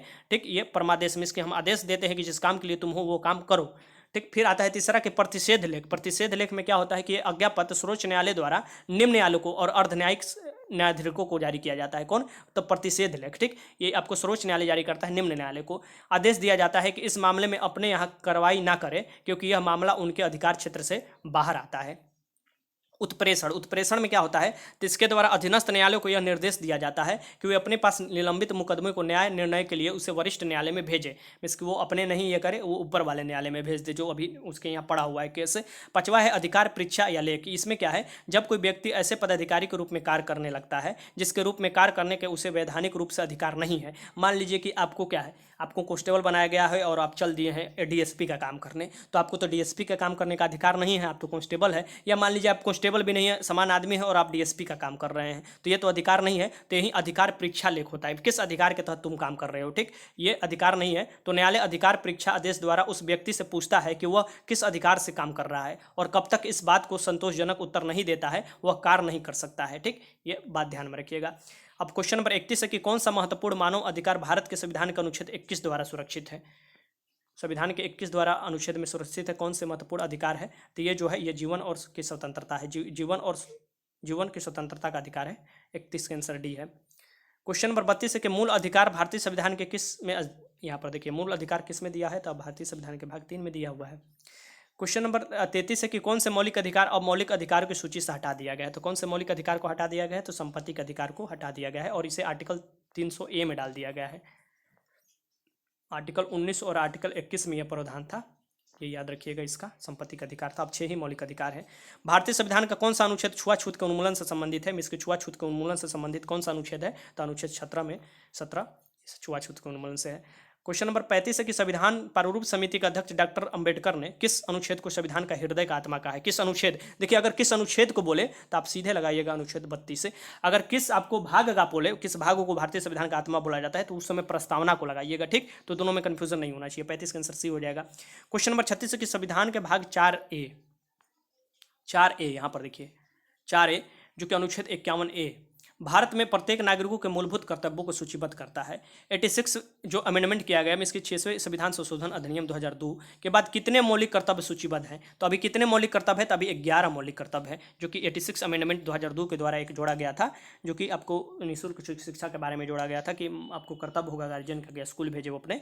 ठीक, तो ये जो है आर्टिकल, ये अभी आर्टिकल नहीं है, ये आपको 11 मौलिक कर्तव्य हो गया है। क्वेश्चन नंबर 37 है यहाँ पर देखिए कि भारत के संविधान का कौन सा अनुच्छेद समान नागरिक कोड से संबंधित है। समान नागरिक कोड में इसकी सिविल आपको जो सिविल आचार संहिता जो बोला जाता है, समान आचार संहिता जिसे बोला जाता है। ठीक, ये आर्टिकल 44 में दिया है, डीपीएसपी के राज्य के नीति निषेध तत्व के आर्टिकल 44 में दिया है। क्वेश्चन नंबर 38 है कि भारतीय संविधान के मौलिक कर्तव्य किस देश के संविधान से लिए गए। तो भारतीय संविधान में जो मौलिक कर्तव्य है ये किस देश के, तो ये यूएसएसआर के संविधान से। पहले ये पूर्व सोवियत संघ रसिया था, रसिया अब हो चुका है, पहले पूर्व सोवियत संघ था। ठीक, तो इसका विघटन हुआ 1991 में, अब ये रसिया हो चुका है, यहाँ से लिया गया है। तो 38 का आंसर सी हो जाएगा। क्वेश्चन नंबर 39 देखिए, क्वेश्चन नंबर 39 क्या कह रहा है कि भारतीय संविधान का अनुच्छेद 48A पर्यावरण के संरक्षण और सुधार और वन जीव के सुरक्षा से संबंधित है। ठीक, तो सबसे पहले ये आर्टिकल याद कर लीजिएगा, ये क्वेश्चन पक्का आता है यहाँ से कि एक आपको जो पर्यावरण से सुरक्षा प्रदान किया गया है ये कौन से आर्टिकल में प्रदान किया गया है, ये आपको यहाँ पर पूछता है। ठीक, तो ये आर्टिकल 48A में दिया हुआ है। अब ये दे रहा है कि वन जीव सुरक्षा किससे संबंधित है, राज्य सरकार से, केंद्र सरकार से है, या यहाँ पर मौलिक अधिकार से। ये दिया है राज्य के नीति निश्चित तत्व में दिया है। आर्टिकल आपको 48A जो है ये भारतीय संविधान के भाग 4 में पड़ेगा, DPSP, और इसमें भारतीय संविधान में क्या बताया गया है, तो ये संरक्षण, पर्यावरण और सुधार और वन जीव का सुरक्षा करना है। ठीक, ये दिया है। क्वेश्चन नंबर आपको 40 देखिए कि निम्नलिखित में किसकी संस्तुति पर भारतीय संविधान के मूल कर्तव्य शामिल किए गए। तो किसकी संस्तुति पर आपको मूल कर्तव्य शामिल किए गए हैं भारतीय संविधान में, ये बताना है। तो देखिए मूल कर्तव्य जो है ये नहीं है, भारतीय संविधान जब लागू हुआ था 26 जनवरी 1950, तो उस समय नहीं थे ये। आपको 100 समिति सिफारिश किए थे, इंदिरा गांधी ने ये समिति बनाया था आपको जब आपात लागू हुआ था, तो 75 से 77 के बीच में। तो वो 100 समिति ने सिफारिश किया था कि हाँ मौलिक कर्तव्य भी हमारे पाठ में होना चाहिए, और मौलिक कर्तव्य वाला पाठ जोड़ा गया था आपको 42वें संविधान संशोधन 1976 में। ठीक, तो ये 100 समिति ने सिफारिश किया था। उस समय 10 ही मौलिक कर्तव्य था, लेकिन 2002 में एक फिर 11वां मौलिक कर्तव्य जोड़ा गया था। ठीक, 100 समिति ने सिफारिश किया था कि मौलिक कर्तव्य के उल्लंघन होने पर दंड भी दिया जाए, और टैक्स वाला जो है इसे भी मौलिक कर्तव्य बनाया जाए, लेकिन ये सब प्रावधान नहीं जोड़ा गया। तो 40 का आंसर क्या हो जाएगा, सी हो जाएगा। क्वेश्चन नंबर आपको देखिए आगे के देख लेते हैं, मौलिक कर्तव्य किसे कहते हैं, झट से देख लेते हैं, 2 मिनट लगेगा आपको, खत्म हो जाएगा मौलिक कर्तव्य। ठीक, यहाँ पर देखिए 100 समिति ने अनुशंसा पर संविधान ने 42वें संविधान संशोधन 1976, देखिए सभी जानकारी तो मैं दे ही दिया हूँ, यहाँ पर 1976 में द्वारा मौलिक कर्तव्य को संविधान में जोड़ा। इस रूस के संविधान से लिया गया है।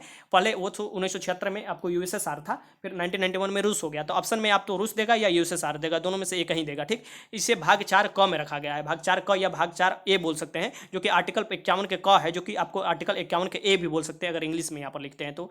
मौलिक कर्तव्यों की संख्या जो है ये 11 है, यहाँ पर देख लीजिए। प्रत्येक नागरिक का यह कर्तव्य होगा कि वह संविधान का पालन करने, सबसे पहला जो कर्तव्य, उसके आदर्शों, संस्थाओं और राष्ट्रध्वज और राष्ट्रगण का आदर करे। फिर दूसरा में क्या आता है, दूसरा कर्तव्य है कि स्वतंत्रता के लिए हमारे राष्ट्रीय आंदोलन को प्रेरित करने वाले उच्च आदर्शों और हृदयों में संजोए रखे और उनका पालन करें। ठीक, तीसरा क्या है, तीसरा है कि भारत की प्रभुता, एकता और अखंडता की रक्षा करे और उसे अछूड़ रखे, ये तीसरा है। ठीक, भारत की प्रभुता, एकता, अखंडता को अछूड़ रखे। ठीक, ये याद रखिएगा, सुरक्षा करना है, देश की रक्षा, यहाँ पर रक्षा करना है, रखा नहीं, यहाँ पर रक्षा करना है। भारत के सभी लोगों में समरसता और समान भर्तृत्व की भावना को निर्माण करना है। हमारे सामाजिक संस्कृति की गौरवशाली परंपरा का महत्व समझे और उसका परीक्षण करे, ये भी याद रखिएगा। छठा है प्राकृतिक के पर्यावरण रख रखाव और उसके संवर्धन में सहयोग करना है। ठीक, यहाँ पर वैज्ञानिक दृष्टिकोण और ज्ञानार्जन की भावना को विकास करना है, वैज्ञानिक दृष्टिकोण और ज्ञानार्जन की भावना को विकास करना है। ठीक, सार्वजनिक संपत्ति को सुरक्षित रखा है। ठीक, ये भी याद रखिएगा। व्यक्तिगत और सामूहिक गतिविधियों के सभी क्षेत्र में उत्कर्ष और बढ़ने के सतत प्रयास करें। और 11वां जो है कि माता पिता या संरक्षक का जो भी कर्तव्य होगा कि 6 से 14 वर्ष के जो बच्चे हैं उन्हें प्राथमिक शिक्षा प्रदान करें। 86 अमेंडमेंट 2002 द्वारा जोड़ा गया था। आगे देखते हैं क्वेश्चन नंबर 41 है कि भारतीय संविधान में राज्य के नीति निषेध सिद्धांत किस देश से संविधान से लिए गए हैं। तो भारतीय संविधान में जो राज्य के नीति निषेध सिद्धांत है ये किस देश से, तो ये आयरलैंड के संविधान से लिए गए हैं, यहाँ पर भी हो जाएगा। ठीक, अब DPSP के बारे में भी हम लोग देख लेते हैं। ठीक, DPSP देखिए राज्य के नीति निषेध सिद्धांत के बारे में देख लीजिए, ये आयरलैंड के संविधान से लिया गया है। यहाँ पर देखिए DPSP जो कि राज्य के नीति निषेध सिद्धांत है, यह संविधान के भाग 4 में है, यह अनुच्छेद 36 से लेकर 51 तक है, यहाँ किया गया है। इसका प्रयोग प्रेरणा जो है आयरलैंड के संविधान से मिली है, जो कि आयरलैंड के संविधान से प्रावधान लिया गया है। इसे न्यायालय द्वारा लागू नहीं किया जाता है। यहाँ पर देखिए मौलिक अधिकार तो को न्यायालय द्वारा लागू किया जाता है, लेकिन DPSP को नहीं लागू किया जाता है। इसे वैधानिक शक्ति प्राप्त नहीं है, इसे वैधानिक शक्ति प्राप्त नहीं है। राज्य के नीति निषेध सिद्धांत निम्न है, कौन है, तो आपको सबसे पहले 37 आर्टिकल देखिएगा। तो राज्य लोक कल्याण अभिवृद्धि के लिए सामाजिक व्यवस्था बनाएगा जिसके नागरिक को सामाजिक, आर्थिक और राजनीतिक न्याय मिलेगा। 39 क में दे दिया है, महत्वपूर्ण आर्टिकल मैं यहाँ पर लिया हूँ। समान न्याय और निःशुल्क विधि सहायता जो है ये 39 के क में है। समान न्याय और निःशुल्क विधि की सहायता, समान कार्य के लिए समान वेतन की व्यवस्था इसमें निहित है। 39 के ख में क्या है कि सार्वजनिक धन की स्वामित्व तथा नियंत्रण इस प्रकार करना है ताकि सार्वजनिक हित का सर्वोत्तम साधन हो सके। ठीक, 39 के ग में क्या है, यहाँ पर धन के समान वितरण के संबंधित है। 40 आर्टिकल बहुत महत्वपूर्ण आर्टिकल है 40, जो कि किससे है, तो ग्राम पंचायतों के गठन से संबंधित है, यह याद रखिएगा।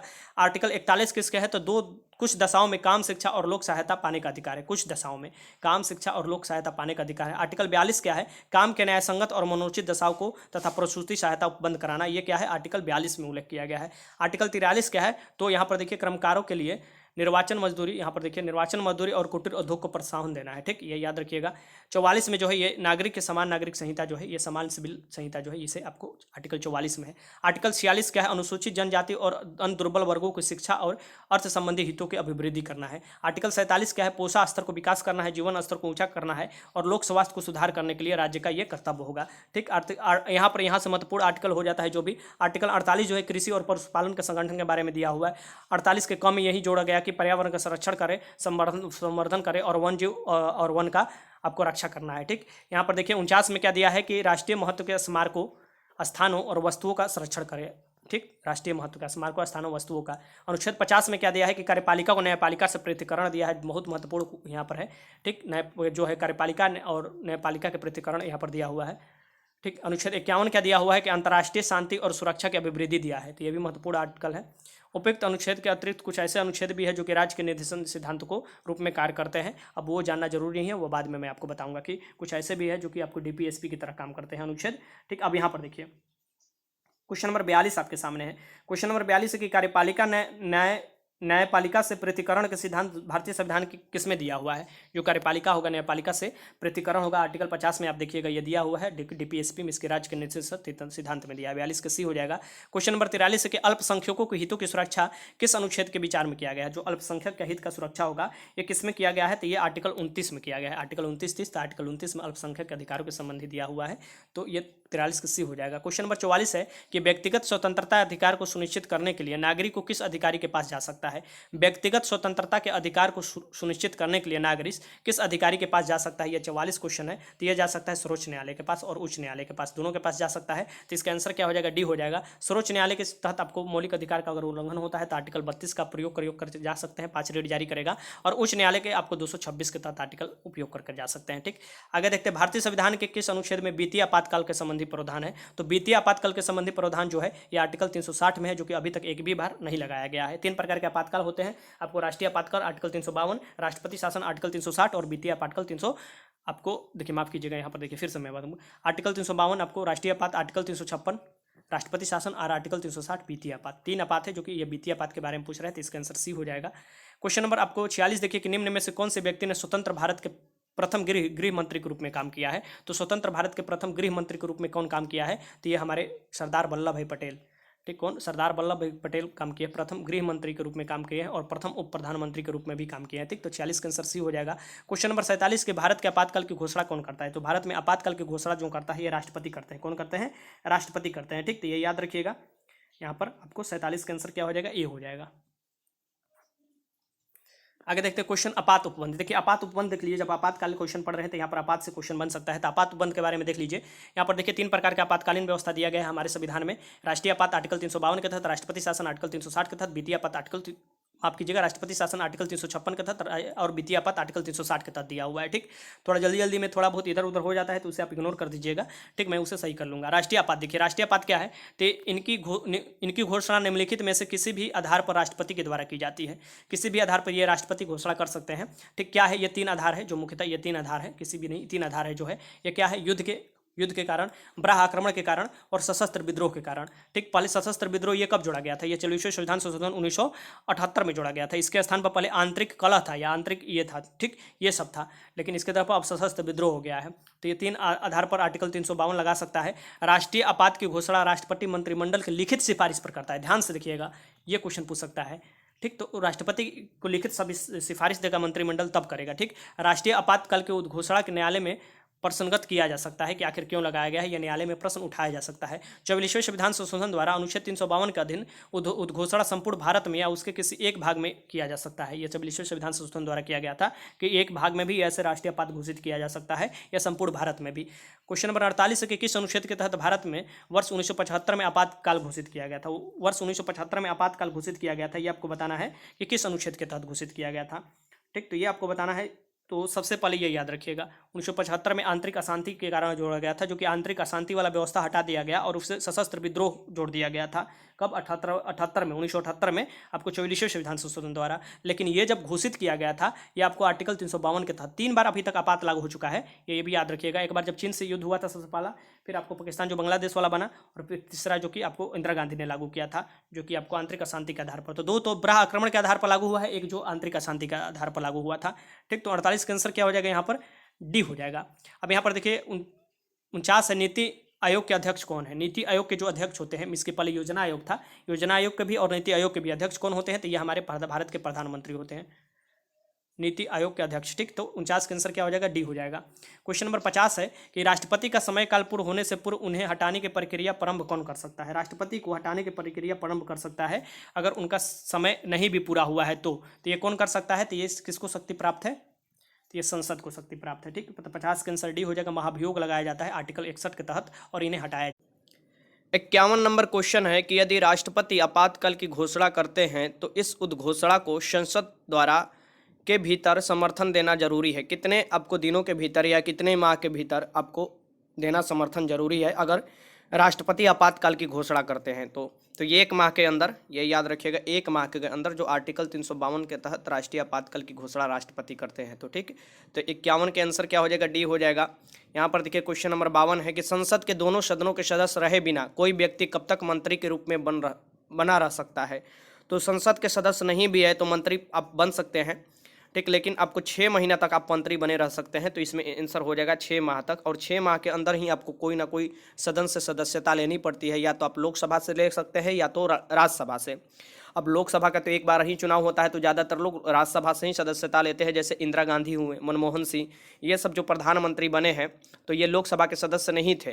ठीक, फिर आपको जाकर राज्यसभा के सदस्य लिए थे, राज्यसभा से सदस्यता लिए थे। ठीक, तो यहाँ से आप देख सकते हैं कि इसका आंसर क्या हो जाएगा? 6 माह। और यहीं आपको राज्य में भी होता है, राज्य विधानसभा में भी यही हाल होता है, तो ये याद रखिएगा। 52 के आंसर क्या हो जाएगा? बी हो जाएगा।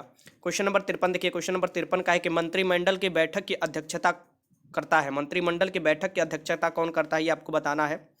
ठीक, तो मंत्रिमंडल की बैठक की अध्यक्षता जो करता है ये आपको प्रधानमंत्री करता है, क्योंकि यही बहुमत दल का नेता होता है और यही जो बोलता है। राष्ट्रपति अलग अलग लोगों की नियुक्ति करते हैं मंत्रिपरिषद के जो पद है उस पर। ठीक, पहले इनका आपका नियुक्ति होता है, राष्ट्रपति करते, प्रधानमंत्री जी बहुमत दल का नेता चुना जाता है, उनको प्रधानमंत्री बनाया जाता है। और जब फिर प्रधानमंत्री बन जाते हैं तो ये अलग अलग मंत्री के लिए राष्ट्रपति को बोलते हैं, तो वो नियुक्ति करते जाते हैं। तो यहाँ पर आंसर क्या हो जाएगा? यहाँ पर डी हो जाएगा। ठीक, ये याद रखिएगा। देखिए काफ़ी लंबा वीडियो हो गया है, तो अब जल्दी जल्दी मैं बताने की कोशिश करूंगा। क्वेश्चन नंबर 54 है कि निम्न में से किसने राष्ट्रपति पद ग्रहण करने से पूर्व भारत रत्न प्राप्त किया? तो राष्ट्रपति पद ग्रहण करने से पूर्व ही इनको भारत रत्न मिला था। ये कौन से थे? ये थे doctor S Radhakrishnan. Doctor S Radhakrishnan जो थे ये हमारे प्रथम जो आपके यहाँ पर देख सकते हैं, राष्ट्रपति पद ग्रहण करने से पूर्व भारत रत्न इनको मिला गया, क्योंकि ये आपको 1954 में ही इनको जो प्रथम 3 व्यक्तियों को भारत रत्न मिला था, 1954 में ही इनको भारत रत्न मिल गया था। तो ये शुरू में आप देखिएगा राष्ट्रपति कौन बने थे? डॉक्टर राजेंद्र प्रसाद थे। ठीक, जो कि सबसे ज़्यादा कार्यकाल उनका ही है अभी तक राष्ट्रपति में। और ये जो थे डॉक्टर एस राधाकृष्णन उनके बाद बने थे जब राष्ट्रपति, तो उससे पहले ही इनको 1954 में भारत रत्न मिल चुका था। तो 54 के आंसर क्या हो जाएगा? डी हो जाएगा। देखिए कोई भी क्वेश्चन आए बस ध्यान से आपको पढ़ना है, क्वेश्चन आपसे हार्ड नहीं आएगा। ठीक है, क्वेश्चन ध्यान से बस पढ़ना है आपको और कंफ्यूजन नहीं होना है और क्वेश्चन को लगाना है। क्वेश्चन नंबर 55 है कि भारत गणराज्य का दूसरा राष्ट्रपति कौन था? आ गया क्वेश्चन।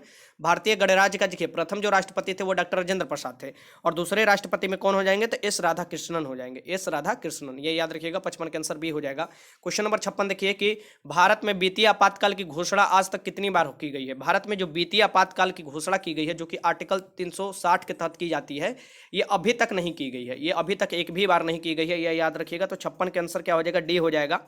ठीक, मैंने आपको आपातकाल के बारे में बता देता हूं। आर्टिकल 352 जो कि राष्ट्रीय आपातकाल, आर्टिकल 356 जिसे राष्ट्रपति शासन कहा जाता है, आर्टिकल 360 जो आपको किससे संबंधित है? वित्तीय आपातकाल के संबंधित है। आर्टिकल 352 के तहत 3 बार राष्ट्रीय आपात लगाया जा चुका है और आर्टिकल 360 के तहत वित्तीय आपात अभी तक एक भी बार नहीं लगाया। 56 के आंसर आप आराम से लगा लीजिएगा, डी। क्वेश्चन नंबर 57 देखिए कि अनुच्छेद 356 के अंतर्गत आपात की स्थिति उद्घोषणा होने पर राज्य पर शासन कौन करता है? तो अनुच्छेद 356 के अंतर्गत जब राष्ट्रपति, जिसे राष्ट्रपति शासन बोला जाता है, लगाया जाता है, उस घोषणा होता है, तो राज्य पर जो शासन करता है वो कौन करता है, ये आपको बताना है। तो ये राज्यपाल करता है। कौन करता है? राज्यपाल करता है, ये याद रखिएगा। तो 57 के आंसर सी हो जाएगा। क्वेश्चन नंबर 58 है, यहाँ पर देख सकते हैं कि सर्वसम्मति से भारत का राष्ट्रपति कौन चुना गया? तो इन्हें निर्विरोध राष्ट्रपति चुना गया। बिहार दरोगा में इस बार ये क्वेश्चन आया था मीन्स में। सर्वसम्मति से भारत के राष्ट्रपति कौन चुना गया था ये आपको बताना है। तो ये जो थे ये नीलम संजीव रेड्डी थे, ये याद रखिएगा। आपको निर्विरोध ये राष्ट्रपति चुने गए थे। इस बार दरोगा के मुख्य परीक्षा में ये क्वेश्चन आया है। अगर ये क्वेश्चन मैं पहले भी आपको सब कराया था दरोगा के एग्जाम आने से पहले, तो अगर आप लोग किए होंगे तो ये आराम से क्वेश्चन कर लिए होंगे। ठीक, तो ये याद रखिएगा। 58 के आंसर क्या हो जाएगा? डी। अब यहाँ पर राष्ट्रपति के बारे में मैं कुछ जानकारी आपको दे देता हूँ। यहाँ से देखिए, राष्ट्रपति के बारे में आर्टिकल 52 में उल्लेख किया गया है, ये याद रखिएगा। राष्ट्रपति देश के संवैधानिक प्रधान होता है। यहाँ पर देखिए, संवैधानिक जो प्रमुख होता है राष्ट्रपति होता है। राष्ट्रपति भारत के प्रथम नागरिक कहलाता है। ये देख लीजिए, जो भी पॉइंट बता रहा हूँ सब महत्वपूर्ण है, देखते चले जाइए। इनकी योग्यता क्या होनी चाहिए? तो संविधान के अनुच्छेद 58 के अनुसार कोई व्यक्ति राष्ट्रपति बनने योग्य होगा तब जब इनके पास ये योग्यता होगी कि वो भारत के नागरिक हो, 35 वर्ष की आयु पूरी कर चुका हो, लोकसभा के सदस्य निर्वाचित, यहाँ पर देखिए लोकसभा के सदस्य निर्वाचित किए जाने योग्य हो, चुनाव के समय कोई लाभ के पद धारण न किए हो। यहाँ पर याद रखिए, कोई व्यक्ति अगर राष्ट्रपति या उपराष्ट्रपति पद पर हो या संघ या राज्य किसी के मंत्री परिषद के सदस्य हो तो वो लाभ के पद नहीं माना जाएगा। ठीक, इसे भी याद रखिएगा। आगे चलते हैं। राष्ट्रपति के निर्वाचन के लिए निर्वाचक मंडल, यहाँ पर देखिए निर्वाचक मंडल है, जिसमें निर्वाचक मीन्स की जो राष्ट्रपति को चुनता है वो निर्वाचक मंडल जो होता है, उसमें कौन कौन होंगे ये आपको बताया है। तो इसमें राज्यसभा, लोकसभा और राज्यों की विधानसभाएं, यहाँ पर देखिए राज्यों के विधानसभा के निर्वाचित सदस्य तथा न्यूनतम व्यवस्था के अनुसार पांडुचेरी और आपको दिल्ली के जो विधानसभा है उनके भी जो सदस्य होते हैं वो भी राष्ट्रपति के चुनाव में भाग लेते हैं। ठीक, तो ये सभी निर्वाचित सदस्य होते हैं, कोई मनोनीत सदस्य इसमें भाग नहीं लेता। तो कौन कौन? तो राज्यसभा, लोकसभा और विधानसभा के निर्वाचित सदस्य तथा दिल्ली और पांडुचेरी भी 2 केंद्र शासित राज्य जहाँ पर आपको विधानसभा, ऐसे तो जम्मू कश्मीर में भी अब विधानसभा हो चुका है तो उसके भी सदस्य भाग लेंगे आगे आने वाले राष्ट्रपति के चुनाव में, अब देखा जाएगा। ठीक, तो यहाँ पर ये आपको लगा लेना है। ठीक, यहाँ पर राष्ट्रपति पद के उम्मीदवार के लिए, यहाँ पर बहुत महत्वपूर्ण क्वेश्चन है। राष्ट्रपति पद के उम्मीदवार के लिए मंडक में 50 सदस्य प्रस्तावक होंगे और 50 सदस्य होंगे अनुमोदक होंगे, ये याद रखिएगा। आगे देखिए, एक ही व्यक्ति जितनी बार चाहे राष्ट्रपति पद पर निर्वाचित हो सकता है, ये भी याद रखिएगा। जितनी बार चाहे वो निर्वाचित हो सकता है, बस न्यूनतम आयु जो है ये 35 वर्ष होना चाहिए, ये याद रखिएगा। राष्ट्रपति के निर्वाचन समानुपातिक प्रतिनिधित्व प्रणाली और एकल संकरणीय मत पद्धति द्वारा होता है। ये बहुत महत्वपूर्ण क्वेश्चन है यहाँ पर कि समानुपातिक प्रतिनिधित्व प्रणाली द्वारा होता है और एकल संकरणीय मत पद्धति द्वारा होता है। ठीक, तो ये दोनों याद रखिएगा। राष्ट्रपति के निर्वाचन से संबंधित जो विवाद होता है, ये भी क्वेश्चन आया था बिहार दरोगा के मुख्य परीक्षा में कि अगर राष्ट्रपति के आपको कोई भी विवाद होता है तो वो कौन निपटारा करता है? तो उच्चतम न्यायालय जो सुप्रीम कोर्ट है वो निपटारा करता है। ठीक, तो ये क्वेश्चन आया था। राष्ट्रपति के भी आता है तो उच्चतम न्यायालय लगाइएगा। उपराष्ट्रपति के भी अगर चुनाव के संबंधी कोई विवाद आता है तो वो आपको उच्चतम न्यायालय ही मीन्स की सुप्रीम कोर्ट ही इसका निपटारा करता है। ठीक, इसे याद रखिएगा। राष्ट्रपति अपने पद ग्रहण तिथि से 5 वर्ष के अवधि तक पद धारण करेगा। अपने पद की समाप्ति के बाद भी वह पद पर तब तक बनता रहता है जब तक कुछ उसका उत्तराधिकारी या कोई नया राष्ट्रपति आकर अपना पद ग्रहण नहीं कर लेता है। ठीक, ये तब तक अपने पद पर रहेगा। तो कार्यकाल मुख्यतः देखिएगा 5 साल का होता है, लेकिन जब तक नया राष्ट्रपति चुनकर नहीं आता तब तक ये पद पर अपना बने रहते हैं। ये आर्टिकल 56 में आपका इसका उल्लेख है। पद धारण करने से पूर्व राष्ट्रपति को एक निर्धारित पद पर भारत के मुख्य न्यायाधीश अथवा उनके अनुपस्थिति में उच्चतम न्यायालय के वरिष्ठतम न्यायाधीश के सम्मुख शपथ लेनी पड़ती है। कहने का मतलब कि जो राष्ट्रपति बनेंगे, कोई मान लीजिए राष्ट्रपति चुना गया तो उनको शपथ भी लेना पड़ेगा। तो वो सुप्रीम कोर्ट के जो मुख्य न्यायाधीश हैं वो उनको शपथ दिलाते हैं। या यहाँ पर आप बोल सकते हैं कि सुप्रीम कोर्ट के मुख्य न्यायाधीश अगर नहीं रहेंगे तो जो सुप्रीम कोर्ट के वरिष्ठतम न्यायाधीश रहेंगे वो उनको शपथ दिलाएंगे। अनुच्छेद 77 के फर्स्ट में क्या कहा गया है कि भारत की सरकार की समस्त कार्यपालिका कार्रवाई राष्ट्रपति के नाम से की गई है। यहाँ पर देखिए बहुत महत्वपूर्ण है, अगर कोई भी कार्यपालिका की कार्रवाई या विदेश में या देश में कहीं भी की जाती है तो राष्ट्रपति के नाम से ही की जाएगी। और अनुच्छेद 73 आपको अनुच्छेद 77(3) के अनुसार राष्ट्रपति भारत सरकार के कार्य का अधीक्षक सुविधापूर्व किए जाने के लिए और मंत्रियों में उक्त कार्य आवंटन के लिए नियम बनाएगा। ठीक, तो मंत्रियों में जो कौन कौन कार्य आवंटन करना है ये आपको नियम बनाएगा राष्ट्रपति। यहाँ पर देखिए, राष्ट्रपति निम्न दशाओं में 5 वर्ष से पहले भी पद त्याग सकता है। वही आपको निम्न दशा में इसकी आपको किस हाल में, तो यही महाभियोग के। तो राष्ट्रपति यहाँ पर देखिए सबसे पहले आपको कि अगर इसका खुद का मन है, जैसे उपराष्ट्रपति को संबोधित कर अपना त्यागपत्र दे सकता है या त्यागपत्र उपराष्ट्रपति को संबोधित किया जाएगा, जिसकी सूचना लोकसभा अध्यक्ष को देगा। ठीक, अब यहाँ पर देखिए ये क्या होता है कि मान लीजिए राष्ट्रपति अब चाह रहा है कि हम नहीं राष्ट्रपति पद पर है, खुद से चाह रहा है, तो वो क्या करेगा, उपराष्ट्रपति को अपना त्यागपत्र दे देगा। वैसे ही उपराष्ट्रपति अगर चाह रहा है तो वो राष्ट्रपति को देता है। ठीक, और वो क्या करते हैं, अगर मान लीजिए राष्ट्रपति दे दिया आपको उपराष्ट्रपति को त्यागपत्र, तो वो उपराष्ट्रपति ले जाकर आपको लोकसभा अध्यक्ष को देते हैं। ठीक, लोकसभा अध्यक्ष को देते हैं, ये भी याद रखिए, क्योंकि उपराष्ट्रपति जो होते हैं वो राज्यसभा के सभापति होते हैं, तो राज्यसभा को तो पता चल जाएगा। अब लोकसभा में भी तो वो जाएगा, तो लोकसभा में देने के लिए लोकसभा को अध्यक्ष को वो उपराष्ट्रपति ले जाकर दे देते हैं। ठीक, महाभियोग द्वारा हटाए जाने पर यहाँ पर देखिए, अगर महाभियोग मीन्स कि उनका मन नहीं है और अगर कुछ कारणवश से उनको हटाया जाता है तो ये आर्टिकल 61 का उपयोग किया जाता है, जिसमें महाभियोग का वर्णन है। महाभियोग के लिए केवल एक ही आधार है जो कि अनुच्छेद 61A में उल्लेखित है, वह है संविधान का अतिक्रमण। अगर राष्ट्रपति संविधान का अतिक्रमण करते हुए कोई फैसला देते हैं या कुछ ऐसा काम करते हैं तो उन पर महाभियोग लगाकर हटाया जा सकता है। देखिए राष्ट्रपति पर महाभियोग लगता है तो कौन कौन इसमें भाग लेता है और कैसे लगाया जाता है। तो राष्ट्रपति द्वारा संविधान के प्रावधानों को उल्लंघन पर संसद किसी भी सदन द्वारा, किसी भी, इसकी लोकसभा राज्यसभा कोई भी सदन द्वारा उस पर महाभियोग लगाया जा सकता है। तो महाभियोग या तो लोकसभा लगा सकता है या तो राज्यसभा, राज्य के विधानसभा नहीं लगा सकता। इस बात को ध्यान में रखिएगा। राज्य के विधानसभा निर्वाचक मंडल में आते हैं, लेकिन राष्ट्रपति को हटाने में, आपको महाभियोग लगाने में वो नहीं आ सकते। ठीक, यहाँ पर देखिए किसी भी सदन को उस पर महाभियोग लगाया जा सकता है, परंतु इसके लिए आवश्यक है कि राष्ट्रपति को 14 दिन के पूर्व लिखित सूचना दी जाए। तो 14 दिन का पूर्व लिखित सूचना दी जाती है, ये आपको इनको हटाने से पहले, जिस पर उस सदन के 1/4 सदस्यों का हस्ताक्षर हो। 1/4 जो सदस्य होते हैं वो हस्ताक्षर कर देते हैं। ठीक है, संसद के उस सदन में जिसमें महाभियोग का प्रस्ताव पेश किया गया, 2/3 सदस्यों द्वारा पारित कर देने पर प्रस्ताव दूसरे सदन में जाएगा। ठीक, मान लीजिए लोकसभा में आया महाभियोग, तो उसमें 2/3 जो सदस्य है वो पारित कर देंगे उस प्रस्ताव को, तो फिर वो राज्यसभा में जाएगा। ठीक, तो वो दूसरे सदन में जाएगा।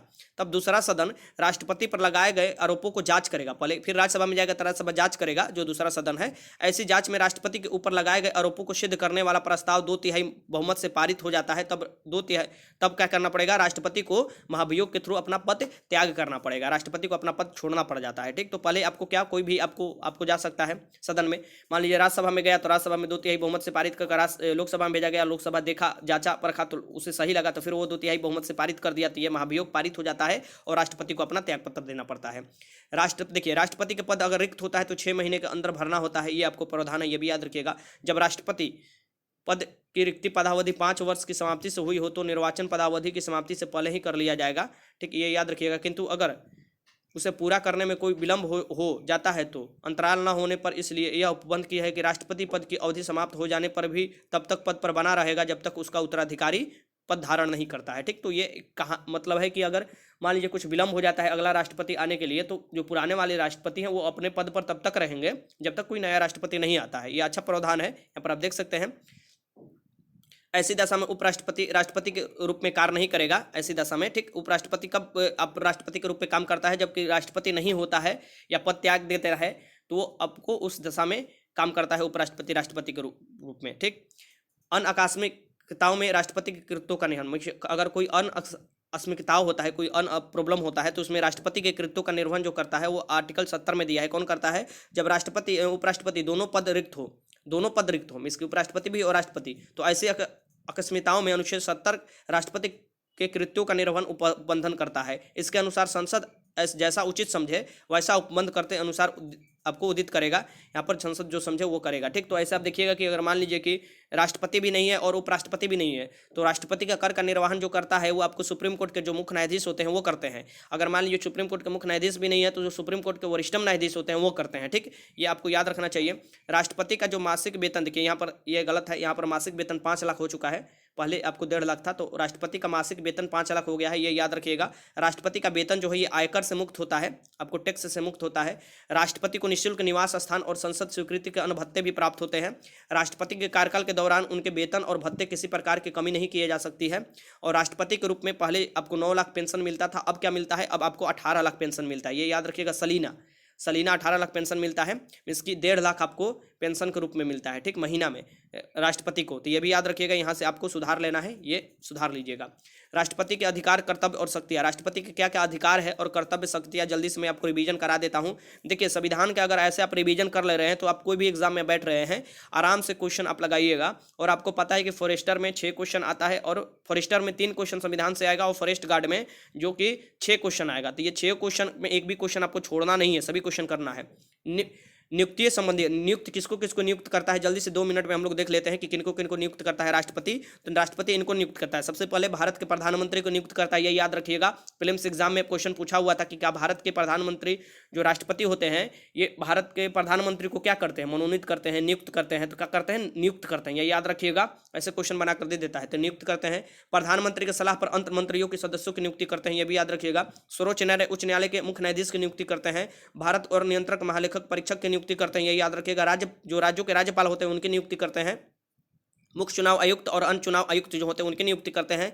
भारत के महान्यायवादी की नियुक्ति करते हैं, ये भी याद रखिएगा, अटॉर्नी जनरल ऑफ इंडिया जिसे बोला जाता है। राज्यों के मध्य समन्वय के लिए अंतर्राज्यीय परिषद के जो सदस्य होते हैं उनकी नियुक्ति करते हैं। संघ लोक सेवा आयोग यूपीएससी के जो अध्यक्ष और अन्य सदस्य होते हैं उनकी आपको नियुक्ति किया जाता है। संघीय क्षेत्रों के मुख्य आयुक्तों की नियुक्ति किया जाता है, ये रखिए, संघीय क्षेत्रों के मुख्य आयुक्त जो होते हैं उनकी नियुक्ति किया जाता है। वित्त आयोग के सदस्यों की नियुक्ति किया जाता है। अभी एनकेसी 15वें वित्त आयोग के जो अध्यक्ष हैं ये भी याद रखिएगा। भाषा आयोग के सदस्यों की नियुक्ति किया जाता है। पिछड़ा आयोग के जो है पिछड़ा वर्ग आयोग है इनके सदस्यों की नियुक्ति किया जाता है। अल्पसंख्यक आयोग के जो सदस्य हैं उनकी नियुक्ति किया जाता है, यहाँ पे याद रखिएगा। और भारत के राजदूत तथा अन्य राजनयिकों की नियुक्ति किया जाता है। भारत के राजदूत जो विदेश में रहते हैं और अन्य राजनयिक हैं उनकी नियुक्ति किया जाता है। और अनुसूचित क्षेत्रों के प्रशासन के संबंध में रिपोर्ट देने वाले आयोग के सदस्यों की भी नियुक्ति किया जाता है। ठीक है, अब यहाँ पर विधायी शक्तियाँ देख लीजिए। राष्ट्रपति की नियुक्ति शक्तियाँ मैंने आपको बता दिया, अब यहाँ पर विधायी शक्तियाँ देख लीजिए। वीडियो आप स्लो कर देख सकते हैं क्योंकि ज़्यादा लंबा वीडियो हो गया है, इसलिए मैं जल्दी जल्दी बता रहा हूँ। यहाँ पर देखिए, राष्ट्रपति संसद के अभिन्न अंग होता है। राष्ट्रपति संसद का अभिन्न अंग होता है, जैसे कि राष्ट्रपति, ऐसे संसद किससे मिलकर बनता है? राष्ट्रपति, लोकसभा और राज्यसभा। तो राष्ट्रपति भी संसद का अभिन्न अंग होता है।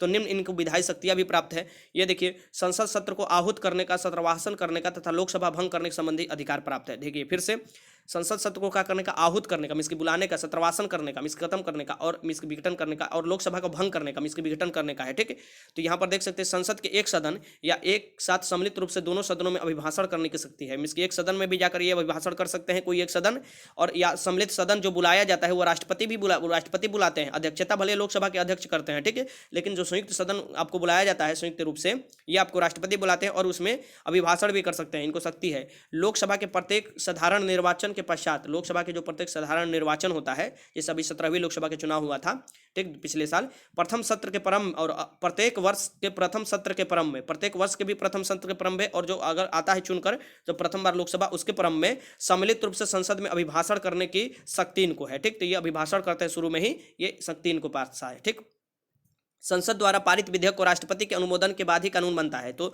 अगर मान लीजिए संसद लोकसभा पारित करता है, फिर राज्यसभा पारित करता है, तो वो राष्ट्रपति के पास जाता है, राष्ट्रपति साइन करते हैं, तभी वो कानून बनता है। संसद के निम्न विधेयक को पेश करने के लिए राष्ट्रपति की पूर्व सहमति आपको आवश्यक है। अगर ये जो विधेयक है जो नीचे दिया हुआ है, इसे पेश करने के लिए संसद में इनके पूर्व अनुमति चाहिए। कौन? तो नए राज्यों का निर्माण अगर करना हो और वर्तमान राज्यों के क्षेत्रों, सीमाओं और नामों में परिवर्तन संबंधी कोई विधेयक हो तो सबसे पहले इनको क्या चाहिए? राष्ट्रपति की सहमति चाहिए। धन विधेयक कोई हो तो सबसे पहले राष्ट्रपति की सहमति चाहिए, ये रहिएगा, याद रखिएगा। ठीक, तो ये आर्टिकल 110 में धन विधेयक दिया हुआ है, बहुत वीवीआई क्वेश्चन है, डायरेक्ट ऐसे आएगा, ये लगा लीजिएगा। संचित निधि से व्यय करने वाले जो विधेयक है उससे पहले आपको चाहिए कि राष्ट्रपति की सहमति। ऐसा कराधान पर जिसमें राज्य के हित जुड़े हो, प्रभाव डालने वाले विधेयक पर भी आपको राज्य की सहमति चाहिए, जिस पर राज्य के हित जुड़े हो। ठीक है, राज्यों के बीच व्यापार और समागम पर निर्बंधन लगाने वाले विधेयक पर, अगर राज्य के बीच व्यापार और समागम होना है उस पर निर्बंधन लगाने वाले विधेयक पर भी आपको राष्ट्रपति की सहमति चाहिए। यदि किसी साधारण विधेयक पर दोनों सदनों में कोई असहमति हो, इसकी कोई साधारण विधेयक, देखिए साधारण विधेयक पर ही यहाँ पर देखिए ध्यान से रहिएगा, न कि संविधान संशोधन विधेयक न धन विधेयक। ठीक, साधारण विधेयक पर दोनों सदनों में असहमति हो तो उसे सुलझाने के लिए राष्ट्रपति दोनों सदनों की संयुक्त बैठक बुला सकता है, और ये आर्टिकल 108 के तहत बुलाया जाता है। बहुत महत्वपूर्ण क्वेश्चन, वीवीआई लगा लीजिएगा। आर्टिकल 108 के तहत राष्ट्रपति बुलाता है, और इसकी अध्यक्षता कौन करता है? अगर संयुक्त अधिवेशन बुलाया जाता है तो अध्यक्षता कौन करता है? तो लोकसभा के अध्यक्ष करते हैं। ठीक, नोट, किसी अनुदान की मांग राष्ट्रपति की सिफारिश पर ही की जाएगी, अन्यथा नहीं, यह भी ध्यान में रखिएगा। संसद सदस्यों के मनोनयन का अधिकार, संसद में सदस्य मनोनयन करने का अधिकार भी राष्ट्रपति को है। जब राष्ट्रपति को यह लगे कि लोकसभा में अंग्ल भारतीय समुदाय के व्यक्तियों को समुचित प्रतिनिधित्व नहीं है, एंग्लो इंडियन, तब वह उस समुदाय के 2 व्यक्तियों को लोकसभा में सदस्य के रूप में नामित कर सकता है। आर्टिकल 331 में इसका वर्णन दिया है, 2 लोगों को नामित करता है। इसी प्रकार वह कला, साहित्य, पत्रकारिता, विज्ञान और सामाजिक कार्यों में पर्याप्त अनुभव और दक्षता रखने वाले 12 व्यक्तियों को राज्यसभा में मनोनीत कर सकता है या नामजद कर सकता है। ठीक, ये याद रखिएगा। कौन कौन? तो पत्रकारिता, विज्ञान, साहित्य, कला, सामाजिक कार्यों में जो आपको व्यक्ति लगे हुए हैं, वैसे 12 व्यक्तियों को ये मनोनीत कर सकता है। ये आर्टिकल 80 के 3 में दिया है। अध्यादेश जारी करने की शक्ति, देखिए राष्ट्रपति अध्यादेश जारी करता है, कौन आर्टिकल के तहत? बार बार ये क्वेश्चन पूछता है, इस बार भी क्वेश्चन पूछ सकता है, तो याद रखिएगा। जो अध्यादेश जारी करने की शक्ति राष्ट्रपति को दिया गया है, यह आर्टिकल 123 के तहत दिया गया है। तो अध्यादेश जारी करने की शक्ति संसद के स्थगन के समय यहाँ पर देखिएगा, अनुच्छेद 123 के तहत अध्यादेश जारी कर सकता है, जिसका प्रभाव संसद के अधिनियम के समान ही होगा। जैसे संसद का कोई अधिनियम होता है उसका उतना ही प्रभाव होगा। सैन्य शक्तियाँ में इनका क्या है? तो सैन्य बलों के सर्वोच्च आपको राष्ट्रपति में निहित होती है शक्ति। ये आपको बिहार जो ESI का भी एग्जाम हुआ था तो उसमें पूछा था कि सर्वोच्च कमांडर कौन होता है, इसकी सर्वोच्च जो आपको शक्ति होती है तीनों सेनाओं की किसमें निहित होती है? तो राष्ट्रपति में सन्निहित होती है। किन क्योंकि इसका प्रयोग जो होता है ये विधि के द्वारा ही किया जाता है, विधि के नियम द्वारा होता है, ठीक। राजनीतिक शक्ति में इनको क्या क्या प्राप्त है? राजनीतिक शक्ति में है कि दूसरे देशों के साथ कोई भी समझौता या संधि राष्ट्रपति के नाम से की जाती है। देखिए महत्वपूर्ण क्वेश्चन है, संधि या समझौता दूसरे देशों से कोई राष्ट्रपति के नाम पर। राष्ट्रपति विदेशों के लिए भारतीय राजदूतों की नियुक्ति भी करता है और भारत में विदेशी राजदूतों की नियुक्ति का अनुमोदन भी करता है। यहाँ पर देखिए भारत में आपको विदेशी जो राजदूत है उनको, जो विदेशी राजदूत है जो भारत में है उनको आपको भी अनुमोदन करता है, और आपको जो यहाँ के राजदूत विदेश में जाएंगे वहाँ पर आपको यहाँ से राष्ट्रपति के द्वारा ही नियुक्त कर भेजा जाता है। क्षमादान की शक्ति, देखिए क्षमादान की शक्ति यहाँ पर है, क्षमादान की, ये आपका लास्ट है, इसके बाद मैं आपको क्वेश्चन कराऊंगा। भारत में राष्ट्रपति के द्वारा संघ वित्त, यहाँ पर देखिए संघ वित्त आयोग के सिफारिश, नियंत्रण लेखा महालेखक परीक्षक के प्रतिवेदन, राष्ट्रीय अनुसूचित जाति आयोग एवं राष्ट्रीय जनजाति आयोग के प्रतिवेदन को संसद के पटल पर रखता है। तो किसका किसका था? सबसे पहले जो वित्त आयोग के आपको कोई सिफारिश होगा संसद के पटल पर रखेगा, फिर आपको कैग नियंत्रक महालेखक परीक्षक जिसे बोला जाता है उसका कोई प्रतिवेदन होगा तो वो आपको संसद के पटल पर ले जाकर रखेगा। राष्ट्रीय अनुसूचित जाति आयोग या राष्ट्रीय जनजाति आयोग के कोई प्रतिवेदन है तो वो भी संसद के पटल पर रखवाया जाता है, इसके राष्ट्रपति द्वारा रखवाया जाता है, खुद जाकर नहीं रखता है, ठीक। यहाँ पर देखिए डॉक्टर राजेंद्र प्रसाद भारत के प्रथम राष्ट्रपति थे जो लगातार 2 बार राष्ट्रपति निर्वाचित हुए थे और सबसे लंबे समय तक राष्ट्रपति बने हुए थे, ये याद रखिएगा। डॉक्टर एस राधाकृष्णन लगातार 2 बार उपराष्ट्रपति और 1 बार क्या रहे थे? राष्ट्रपति रहे थे। तो 2 बार ये उपराष्ट्रपति रहे थे, 1 बार राष्ट्रपति रहे थे। केवल बीपी गिरी निर्वाचन के समय दूसरे चक्र मतगणना करनी पड़ी थी। जो बीपी गिरी के निर्वाचन हो रहा था राष्ट्रपति के लिए, इनके दूसरे चक्र के लिए मतगणना करनी पड़ी थी, ये भी याद रखिएगा। केवल नीलम संजीव रेड्डी ऐसे राष्ट्रपति हुए जो 1 बार में हार गए और फिर बाद में निर्विरोध निर्वाचित हुए थे। भारत की प्रथम महिला राष्ट्रपति प्रतिभा सिंह पाटिल है। प्रतिभा सिंह पाटिल है भारत की प्रथम महिला राष्ट्रपति, और भारत के राष्ट्रपति और उनका कार्यकाल जो है ये आपको साफ साफ दिया है उनका, ठीक। तो यहाँ पर दिया हुआ है, ठीक। अब देखिए यहाँ से मैं क्वेश्चन आपको कराता हूँ। भारत की प्रथम महिला जो राष्ट्रपति याद रखिएगा प्रतिभा सिंह पाटिल दे सकता है, और भारत की प्रथम महिला प्रधानमंत्री इंदिरा गांधी, ये भी याद रखिएगा। भारत के उपराष्ट्रपति की स्थिति की तुलना किस देश के उपराष्ट्रपति से की जा सकती है? तो भारत की जो उपराष्ट्रपति का प्रावधान लिया भी गया है वो आपको संयुक्त राज्य अमेरिका से की जा सकती है, और यहीं से लिया भी गया है, तो यूएसए आप लगा लीजिएगा, ठीक। 59 के आंसर ये। क्वेश्चन नंबर 7 देखिए कि राज्यसभा की बैठक की सभापतित्व कौन करता है? तो राज्यसभा की जो बैठक होता है उनकी जो सभापतित्व करता है ये कौन करता है? तो ये आपको उपराष्ट्रपति करते हैं, तो उपराष्ट्रपति यहाँ पर आंसर हो जाएगा, ठीक। क्योंकि राज्यसभा के सभापति को ही उपराष्ट्रपति कहा जाता है, ठीक। तो ये याद रखिएगा, 60 के आंसर भी हो जाएगा। वेंकैया नायडू अभी क्या है? उपराष्ट्रपति हैं। अब चलिए झट से मैं इसका उपराष्ट्रपति के बारे में थोड़ा सा रिवीजन करा देता हूँ, ठीक। संविधान में उपराष्ट्रपति से संबंधित प्रावधान अमेरिका के संविधान से ग्रहण है, यहाँ पर देख सकते हैं अमेरिका के संविधान से ग्रहण है उपराष्ट्रपति के संबंधित प्रावधान, ये याद रखिएगा। भारत के उपराष्ट्रपति राज्यसभा का पदेन सभापति होता है, ये भी देखिए आर्टिकल 64 और आर्टिकल 79 में दिया हुआ है कि ये राज्यसभा का पदेन सभापति होता है। उपराष्ट्रपति राज्यसभा का सदस्य नहीं होता है, यहाँ पर डायरेक्ट देखिए उपराष्ट्रपति का चुनाव होता है, ये आपको राज्यसभा का सदस्य नहीं होता है, यहाँ पर ध्यान दे दीजिएगा। इसे मतदान का अधिकार नहीं है, किंतु सभापति के रूप में निर्णायक मत देने का अधिकार है। जैसे लोकसभा के अध्यक्ष को निर्णायक मत देने का अधिकार है, वैसे ही उपराष्ट्रपति को भी निर्णायक मत देने का अधिकार है। योग्यता देखिए, कोई भी उपराष्ट्रपति बनने के लिए योग्यता क्या चाहिए? तो ये वो भारत के नागरिक होना चाहिए, 35 वर्ष की आयु पूरी कर लेना चाहिए उनको, ये आपको योग्यता चाहिए। राज्यसभा के सदस्य, यहाँ पर देखिए उपराष्ट्रपति के लिए क्या है? तो राज्यसभा के जो सदस्य निर्वाचित होने योग्य होना चाहिए, राज्यसभा के सदस्य। यहाँ पर याद रखिएगा, निर्वाचन के समय किसी भी प्रकार के लाभ पर पद पर नहीं होना चाहिए, लाभ के पद पर नहीं होना चाहिए। देखिए मैं काफ़ी स्पीड में बोल रहा हूँ तो आप वीडियो स्लो कर सकते हैं, ठीक। और मैं इसलिए स्पीड में बोल रहा हूँ क्योंकि ज़्यादा लंबा वीडियो हो गया है और आपको भी देखने में बोरिंग लगेगा, लेकिन वीडियो अंत तक देखिएगा जिससे आपको डायरेक्ट फायदा होगा हर एग्जाम में। वह संसद के किसी भी सदन या राज्य के विधान मंडल में किसी भी सदन का सदस्य नहीं हो सकता। यदि ऐसा व्यक्ति उपराष्ट्रपति निर्वाचित हो जाता है तो समझा जाएगा कि उसने उस सदन का अपना स्थान पद ग्रहण करने की तारीख से रिक्त कर दिया। मान लीजिए कि कोई सदन में सदस्य हो और वो उपराष्ट्रपति बन जाता है तो उस सदन का सदस्यता वो खुद ही खत्म हो जाता है, ठीक। ये याद रखिए। उपराष्ट्रपति अपना पद ग्रहण करने से पूर्व राष्ट्रपति या तो उसके द्वारा नियुक्त किसी व्यक्ति के समक्ष शपथ लेनी पड़ती है। या तो राष्ट्रपति के समक्ष ये शपथ लेंगे या उसके द्वारा किसी व्यक्ति को नियुक्त किया गया उसके समक्ष शपथ रहते हैं उपराष्ट्रपति। यहाँ पर देखिए, अगर राष्ट्रपति का पद खाली होता है तो उपराष्ट्रपति काम करते हैं, राष्ट्रपति का हैसियत से ये दिया हुआ है। और उपराष्ट्रपति और राष्ट्रपति के रूप में कार्य करने की अधिकतम 6 अवधि है कि मात्र उपराष्ट्रपति राष्ट्रपति के रूप में मात्र 6 महीने तक काम कर सकते हैं, इससे अधिक नहीं कर सकते हैं। इस दौरान राष्ट्रपति का चुनाव करा लेना अनिवार्य है, 6 महीने के अंदर वैसे भी चुनाव करा लेना राष्ट्रपति का अनिवार्य है। राष्ट्रपति के रूप में कार्य करने के समय उपराष्ट्रपति को राष्ट्रपति के मिलने वाले वेतन और सुविधाएं आपको उपभोग में मिलती है जो उपराष्ट्रपति को मिलती है। अगर उपराष्ट्रपति जो है राष्ट्रपति के रूप में काम करता है तो जो राष्ट्रपति को उपभोग और सुविधाएं मिलती थी वो उपराष्ट्रपति को भी उस समय मिलने लगेगी। आगे देखते हैं क्वेश्चन यहाँ से अब लगाइए। उपराष्ट्रपति के कार्यकाल की अवधि कितनी वर्ष होती है? आराम से क्वेश्चन लगाइए। उपराष्ट्रपति के कार्यकाल या राष्ट्रपति के कार्यकाल दोनों की अवधि सेम होती है, इसकी कितना होता है? 5 वर्ष होता है। आगे चलते हैं। क्वेश्चन नंबर 62 है कि उपराष्ट्रपति अपना त्यागपत्र किसे संबोधित करता है? तो उपराष्ट्रपति अपना त्यागपत्र राष्ट्रपति को संबोधित करता है और राष्ट्रपति अपना त्यागपत्र उपराष्ट्रपति को संबोधित करता है। तो 62 के आंसर क्या हो जाएगा? ये हो जाएगा। क्वेश्चन नंबर 63 है कि भारत के प्रथम उपराष्ट्रपति कौन थे? तो भारत के प्रथम उपराष्ट्रपति कौन थे ये आपको बताना है। तो भारत के प्रथम जो उपराष्ट्रपति थे ये थे आपको डॉक्टर एस राधाकृष्णन। लगातार 2 बार उपराष्ट्रपति और 1 बार राष्ट्रपति भी रह चुके हैं। ठीक है, तो डॉक्टर ए राधाकृष्णन थे जो भारत के प्रथम उपराष्ट्रपति थे। आगे क्वेश्चन है, क्वेश्चन नंबर आपको 64 है कि भारतीय संविधान के किस भाग में पंचायती राज व्यवस्था संबंधी प्रावधान है? तो भारतीय संविधान के किस भाग में पंचायती राज व्यवस्था संबंधी प्रावधान है ये आपको बताना है। क्वेश्चन नंबर 64 है, लगाइए। तो ये है संविधान के भाग 9 में, संविधान के भाग 9 में है और संविधान के भाग 9A में जो है ये नगर पालिका संबंधी प्रावधान है। ठीक, तो 64 के आंसर ए हो जाएगा। क्वेश्चन नंबर 65 आपके सामने है कि संविधान के किस भाग में मूल अधिकारों का उल्लेख सम्मिलित है? तो संविधान के किस भाग में मूल अधिकार, जिसे संविधान का मैग्ना कार्टा कहा जाता है, ये संविधान के भाग 3 में है। आर्टिकल 12 से लेकर 35 तक मैंने आपको बताया पीछे और सभी मूल अधिकार के बारे में बताया था। आराम से क्वेश्चन कर लेना है। आगे क्वेश्चन देखिए कि भारतीय संविधान की 10वीं अनुसूची किससे संबंधित है? तो भारतीय संविधान की 10वीं अनुसूची है, ये आपको याद रखिएगा 92वें संविधान संशोधन द्वारा जोड़ा गया था 1985 में और ये जो है दल बदलू कानून से संबंधित है। ठीक, उस समय राजीव गांधी का राज था, उन्हीं के समय ये लाया गया था कानून, तो ये दल बदलू कानून से संबंधित है। ठीक, आगे देखते हैं। क्वेश्चन नंबर 67 देखिए। क्वेश्चन नंबर 67 कि भारतीय संविधान के निर्माण में सर्वाधिक गंभीर प्रभाव निम्नलिखित में किसने छोड़ा? तो भारतीय संविधान के निर्माण में सबसे ज्यादा जो प्रभाव छोड़ा गया है ये किस अधिनियम के द्वारा छोड़ा गया है? तो ये जो भारत सरकार अधिनियम 1935 था उसका छोड़ा गया है। तो ये याद रखिएगा, डी हो जाएगा इसके आंसर। आगे देखिए क्वेश्चन नंबर 68 देखिए यहाँ से कि भारत की संसदीय प्रणाली प्रभावित है। जो भारत की संसदीय प्रणाली है या भारत की संसदीय प्रणाली कहाँ से लिया गया है? तो ये ब्रिटेन से लिया गया है। कहाँ से लिया गया है? इंग्लैंड, और ये ब्रिटेन से लिया गया है। 68 के आंसर ए हो जाएगा।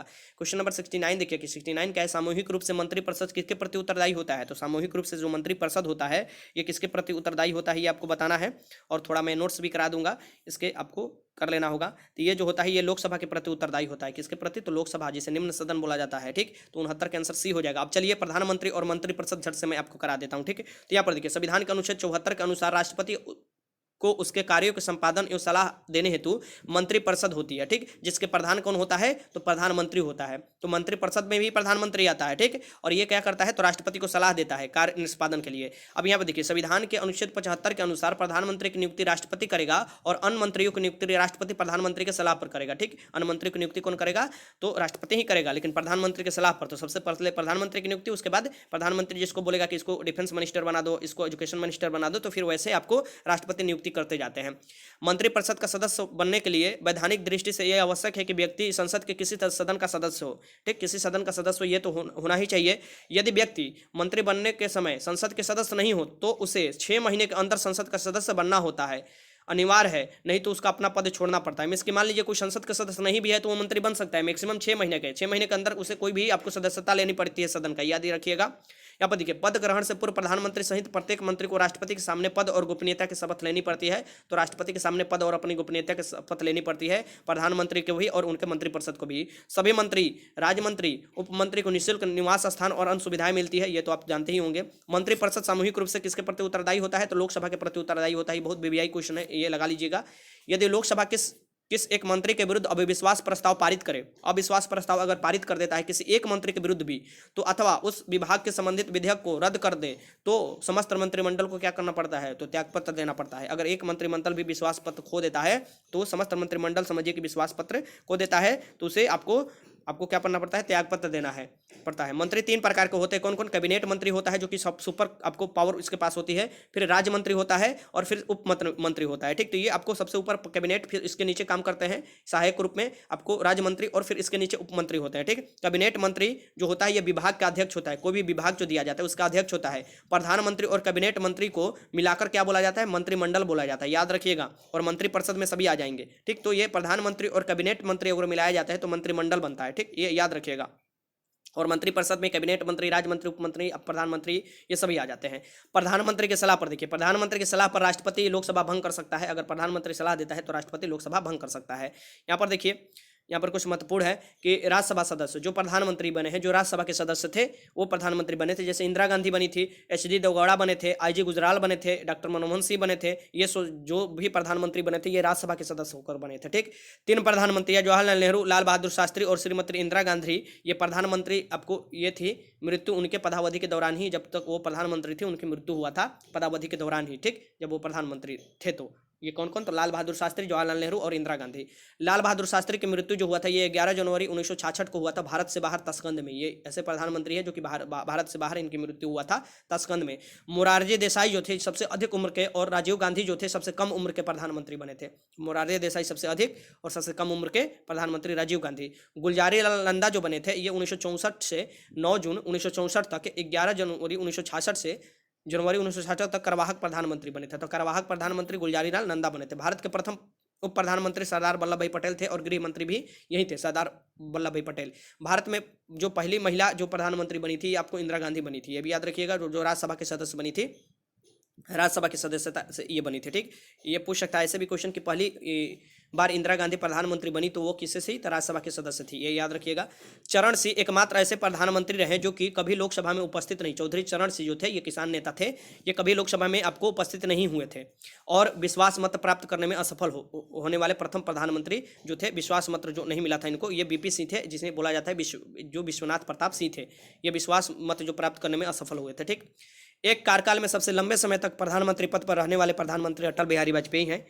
यहाँ पर देखिए जो सबसे कम समय तक, माफ कीजिएगा, सबसे कम समय तक, सबसे लंबे तो जवाहरलाल नेहरू हो जाएंगे। एक कार्यकाल में सबसे कम समय तक जो प्रधानमंत्री पद पर रहने वाले प्रधानमंत्री अटल बिहारी वाजपेयी हैं, मात्र 13 दिन तक ये रहे थे। कैबिनेट मंत्री में देखिए, कैबिनेट मंत्रियों में सबसे बड़ा कार्यकाल जगजीवन राम का है जो कि लगभग 32 वर्ष तक केंद्रीय मंत्रिमंडल में रहे थे। सबसे लंबी अवधि तक ही एक विभाग कार्यभार संभालने वाले केंद्रीय जो राजकुमारी अमृता कौर थी, एक ही विभाग संभालने वाली सबसे लंबी तो केंद्रीय जो मंत्री थी ये राजकुमारी अमृता कौर थी। ठीक, तो ऐसे क्वेश्चन आपको बना लेना है। अब चलते हैं जट से क्वेश्चन मैं आपको बताते चलता हूँ। यहाँ पर देखिए क्वेश्चन नंबर 70 है कि स्वतंत्र भारत के प्रथम वित्त मंत्री कौन थे? जो स्वतंत्र भारत के प्रथम वित्त मंत्री थे ये कौन थे, ये आपको बताना है। तो ये जो थे ये थे आपको स्वतंत्र भारत के प्रथम वित्त मंत्री जो थे ये थे आपको doctor John Mathai. Doctor John Mathai ये लगा लीजिएगा, वित्त मंत्री जो आपको वित्त मंत्री थे। क्वेश्चन नंबर 71 के भारत की स्वतंत्रता के पश्चात प्रथम मंत्रिमंडल के कानून मंत्री कौन बने थे? जो भारत की स्वतंत्रता मिली थी उसके पास जो बाद जो प्रथम मंत्रिमंडल बना था उसमें कानून मंत्री जो बने थे ये आपको डॉक्टर भीमराव अंबेडकर बने थे, जो कि आपको ड्राफ्टिंग कमेटी के सदस्य भी थे, अध्यक्षता इन्होंने ही किया था तो ये अध्यक्ष भी थे। ठीक, तो ये 71 का आंसर डी होगा। क्वेश्चन नंबर 72 है कि निम्नलिखित में से कौन सी व्यक्ति ने स्वतंत्र भारत के प्रथम गृह मंत्री के रूप में कार्य किया? तो गृह मंत्री या प्रथम उप प्रधानमंत्री के रूप में जो कार्य किए थे ये सरदार वल्लभ भाई पटेल थे। कौन थे? सरदार वल्लभ भाई पटेल। तो इसका आंसर भी डी हो जाएगा। क्वेश्चन नंबर 73 देखिए, क्वेश्चन नंबर 73 के संघीय मंत्री परिषद पद त्याग करने वाला पहला मंत्री कौन था? संघीय मंत्री परिषद से पद त्याग करने वाला पहला जो मंत्री बना था ये कौन था? तो ये जो थे ये श्यामा प्रसाद मुखर्जी जी थे। श्यामा प्रसाद मुखर्जी जी त्याग किए थे। ये हिंदू जो कोड बिल आया था ना मैरिज वाला, उसी के विरुद्ध में ये किए थे। तो 73 का आंसर डी हो जाएगा। क्वेश्चन नंबर 74 है कि मंत्री परिषद में वीरता की दृष्टि से मंत्रियों का सही क्रम। तो मंत्रियों का सही क्रम जो वीरता की दृष्टि से है, ठीक, ये जो आपको हो जाएगा ये हो जाएगा कैबिनेट मंत्री, फिर उसके बाद राज्य मंत्री और फिर उसके बाद उप मंत्री। ये याद रखिएगा, ये हो जाएगा। क्वेश्चन नंबर 75 देखिए कि मंत्रिपरिषद के सदस्यों के पद की गोपनीयता की शपथ कौन दिलाता है? तो मंत्रिपरिषद के कोई भी सदस्य हैं उनकी गोपनीयता के जो सदस्य की सदस्यता की आपको दिलाई जाती है, गोपनीयता की शपथ ये आपको राष्ट्रपति द्वारा दिलाई जाती है। ठीक, 75 का आंसर है। क्वेश्चन नंबर 76 देखिए, क्वेश्चन नंबर 76 यहाँ पर है कि प्रधानमंत्री की नियुक्ति राष्ट्रपति करता है, यह किस अनुच्छेद में वर्णित है? तो प्रधानमंत्री की नियुक्ति राष्ट्रपति करेगा, ये आपको आर्टिकल 75 में वर्णित है। आर्टिकल 75 में तो नियुक्ति करता है प्रधानमंत्री के कौन? राष्ट्रपति। ये याद रखिएगा, 76 का आंसर सी। क्वेश्चन नंबर 77 देखिए कि भारत के प्रधानमंत्री पद के लिए उम्मीदवारों की कम से कम कितनी उम्र होनी चाहिए? तो भारत के प्रधानमंत्री पद के लिए उम्मीदवारों की कम से कम कितना उम्र होनी चाहिए?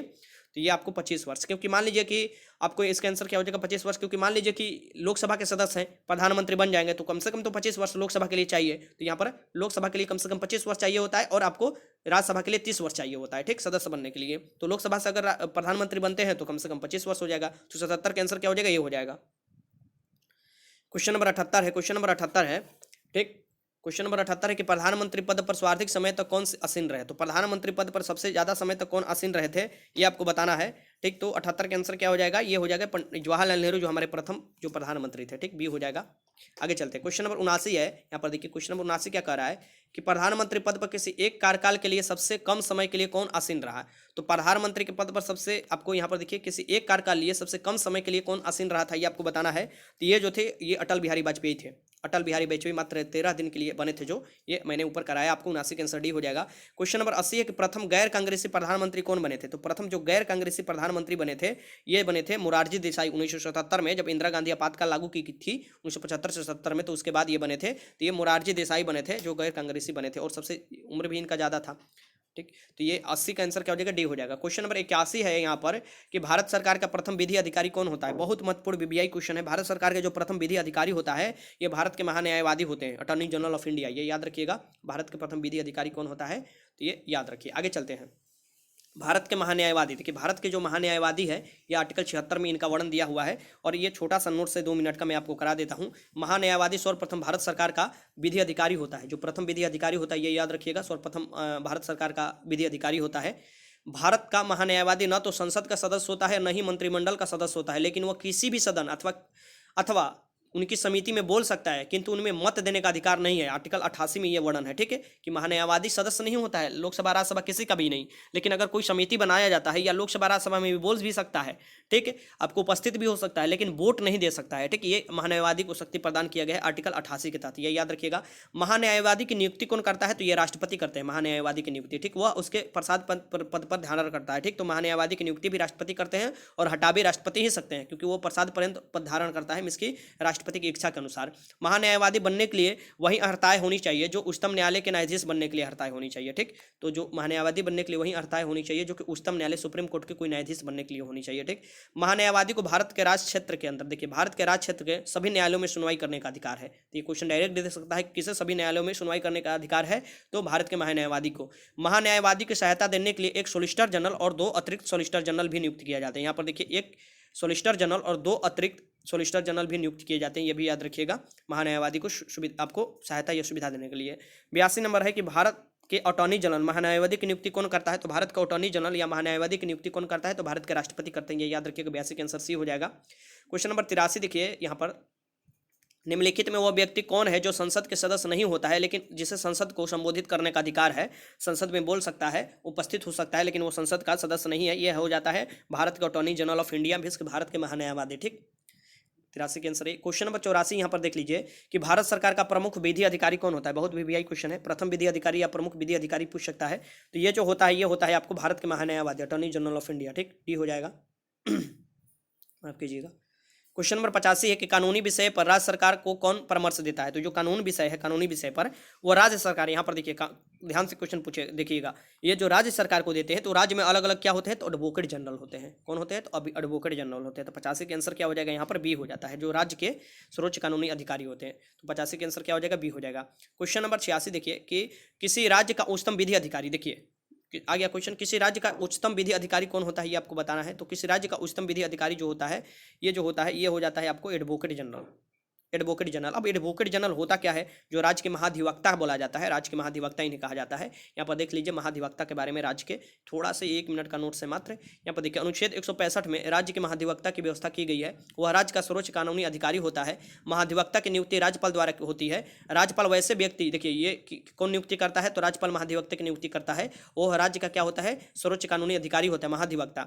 राज्यपाल वैसे व्यक्ति को महाधिवक्ता नियुक्त करता है जिसे उच्च न्यायालय के न्यायाधीश बनने की योग्यता होनी चाहिए, जिसे उच्च न्यायालय के, और यही अगर महान्यायवादी होता है तो उसे सर्वोच्च न्यायालय के न्यायाधीश बनने की आपको योग्यता होनी चाहिए। महान्यायवादी की नियुक्ति कौन करता है तो राष्ट्रपति। महान्यायवादी होता है देश के सर्वोच्च कानूनी अधिकारी, ठीक, ये याद रखिएगा।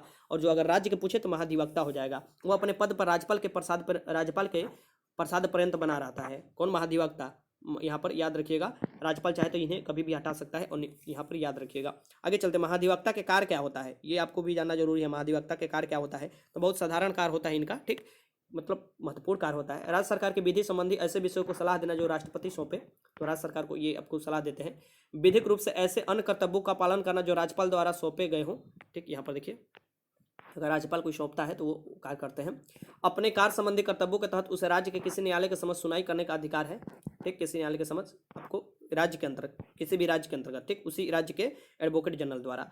इसके अतिरिक्त उसे विधानमंडल के दोनों सदनों में संबंधित समिति अथवा उस सभा में जहाँ के लिए अधिकृत हो में बिना मताधिकार के बोलने और भाग लेने का अधिकार है। तो जैसे कि एडवोकेट जनरल जो है ये राज्य में किसी भी सदन में, राज्य में मान लीजिए लोक आपको विधानसभा विधान परिषद दोनों है, राज्य के विधानमंडल का पार्ट विधानसभा विधान परिषद दोनों होता है, तो उसमें ये जाकर जो है बोल सकता है और भाग भी ले सकता है, लेकिन आपको इसमें मत नहीं दे सकता है। जैसे कि आपको महाधिवक्ता भी होता है, जो मैंने आपको बताया था, जो आपको अटॉर्नी जनरल जो होते हैं महाधिवक्ता के जैसे ही उनका भी कार्य है, लेकिन वो केंद्र स्तर पर कार्य करते हैं, जो अटॉर्नी जनरल है महान्यायवादी, और जो महाधिवक्ता होते हैं वो राज्य स्तर पर वही कार्य करते हैं, ठीक। ये याद रखिएगा, सभी ये क्वेश्चन बनता है। क्वेश्चन अगला देखिए कि मुख्य सतर्कता आयुक्त की नियुक्ति कौन करता है। तो मुख्य सत्कर्ता युक्त की जो नियुक्ति करता है ये कौन करता है, ये आपको बताना है। तो ये करते हैं राष्ट्रपति ही करते हैं, ठीक है। CBC 87 का आंसर ये हो जाएगा। क्वेश्चन नंबर 88 है कि भारत सरकार के सर्वोच्च शासकीय अधिकारी कौन होता है। तो यहाँ पर देखिए क्वेश्चन आ गया, सर्वोच्च शासकीय अधिकारी कौन होता है, ठीक, ये आपको बताना है। तो भारत सरकार का जो सर्वोच्च शासकीय अधिकारी, यहाँ पर देखिए शासकीय, ठीक, ये जो होता है भारत के मंत्रिमंडलीय सचिव होता है, भारत के मंत्रिमंडलीय सचिव होता है। 88 के आंसर क्या हो जाएगा, सी हो जाएगा, ठीक। आगे चलते हैं क्वेश्चन 89 देखते हैं। क्वेश्चन 89 है, केंद्र सरकार के व्यय को नियंत्रित करने की शक्ति किसमें है। तो केंद्र सरकार को जो व्यय है, जो पैसा वैसा है, ये नियंत्रित करने की शक्ति किसमें है, ये आपको बताना है। तो ये है आपको नियंत्रक और महालेखक परीक्षक, ठीक, ये याद रखिएगा, कैग जिसे बोला जाता है। क्वेश्चन नंबर 90 देखिए यहाँ पर कि भारत के नियंत्रक और महालेखक परीक्षक की नियुक्ति कौन करता है। तो जो कैग के सदस्य होते हैं या जो उसके अध्यक्ष होते हैं उनकी नियुक्ति कौन करता है, जो कैग का, यहाँ पर ये राष्ट्रपति ही करते हैं, ये याद रखिएगा, कौन करता है, राष्ट्रपति ही करते हैं, ठीक। 90 के आंसर सी हो जाएगा।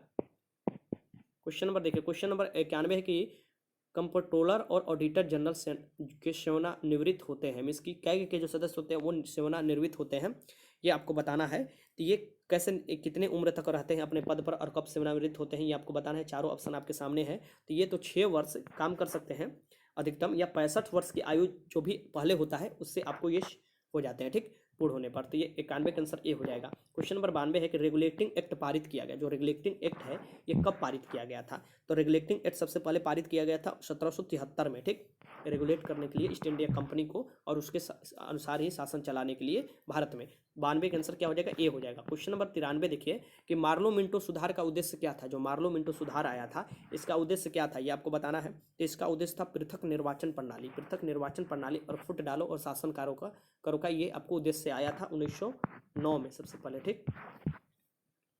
आगे चलते हैं। क्वेश्चन नंबर 94 देखिए, क्वेश्चन नंबर 94 है कि मार्लो मिंटो सुधार बिल किस वर्ष पारित हुआ, वही क्वेश्चन आ गया। तो ये बहुत वीवीआई क्वेश्चन, मार्लो मिंटो इतिहास में भी पूछा जा सकता है, संविधान और शासन में भी। तो ये आपको 1909 में हुआ था, ठीक, पारित हुआ था। 1905 में जो हुआ था ये बंगाल के विभाजन हुआ था, ठीक, ये याद रखिएगा। 1906 में मुस्लिम लीग की स्थापना हुई थी। मैं जब इतिहास का क्वेश्चन कराऊंगा तो ये सभी मैं आपको करा दूंगा, ठीक।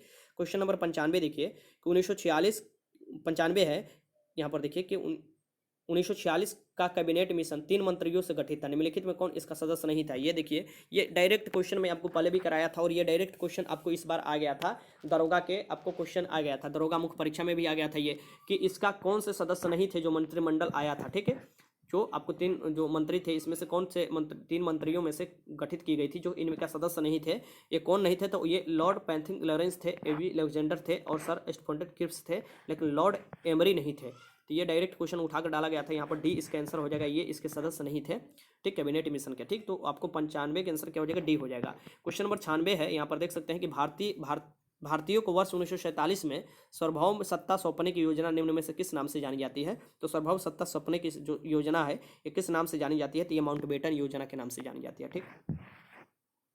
96 का आंसर सी। क्वेश्चन नंबर 97 यहाँ पर देखिए कि संघीय प्रणाली का पहला प्रयास भारत सरकार अधिनियम द्वारा किया गया। तो संघीय प्रणाली का जो पहला प्रयास जो भारत सरकार के किस अधिनियम द्वारा किया गया था अंग्रेजों के राज्य में, तो ये किया गया था 1935 के अधिनियम द्वारा, ठीक, 1935। तो 97 का आंसर सी हो जाएगा। क्वेश्चन नंबर 98 देखिए, क्वेश्चन नंबर 98 यहाँ पर है कि संपूर्ण भारतीय संविधान के निर्माण में संविधान सभा के कितना समय लगा। संपूर्ण भारतीय संविधान के निर्माण में जो संविधान सभा ने समय लगाया था ये 2 वर्ष 11 महीना 18 दिन लगा था, ठीक। तो ये याद रखिएगा, 2 वर्ष 11 महीना 18 दिन, ठीक। 98 का आंसर बी हो जाएगा। क्वेश्चन नंबर 99 यहाँ पर देख सकते हैं कि भारतीय संविधान सभा के प्रथम दिन के अधिवेशन की अध्यक्षता किसने किया था। तो भारतीय संविधान सभा की जो प्रथम अधिवेशन हुआ था आपको 9 दिसंबर 1946 को हुआ था, ठीक है। और उसके अध्यक्षता अस्थायी तौर पर सच्चिदानंद सिन्हा ने किया था, अस्थायी तौर पर, ठीक। तो ये अस्थायी अगर पूछता है अध्यक्षता किसने किया था तब पर भी सच्चिदानंद सिन्हा हो जाएगा, और प्रथम दिन का पूछता है तब पर भी सच्चिदानंद सिन्हा हो जाएगा। और उसके 2 दिन बाद ही 11 दिसंबर 1946 को डॉक्टर राजेंद्र प्रसाद को अस्थायी तौर पर संविधान सभा की अध्यक्षता करनी पड़ी थी, ठीक। मीन्स की चुन लिया गया था इनको। तो 99 के आंसर यहाँ पर जो हो जाएगा ये पूछ रहा है, तो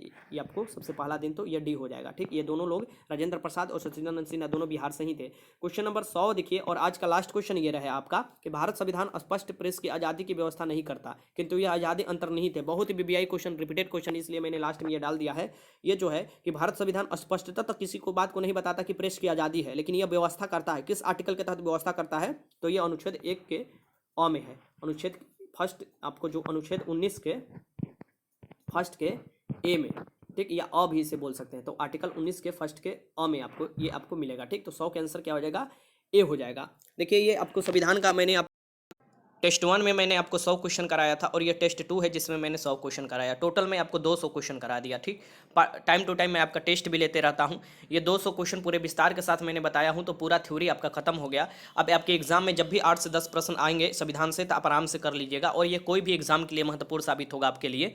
ठीक, तो ये रिवीजन के उद्देश्य से सिर्फ मैंने आपको बताया था, क्योंकि ये पहले भी वीडियो में आपको करा चुका हूँ। ठीक, तो यहाँ पर मैं आपको बता देता हूँ कि जो लोग भी एग्जाम देना चाह रहे हैं 1 से 2 बार जरूर देख लीजिएगा एग्जाम देने से पहले। ठीक, तो वीडियो अच्छा लगा तो लाइक कीजिएगा, अपना स्कोर जरूर कमेंट बॉक्स में बताना है। वीडियो देखने का आपका बहुत बहुत धन्यवाद।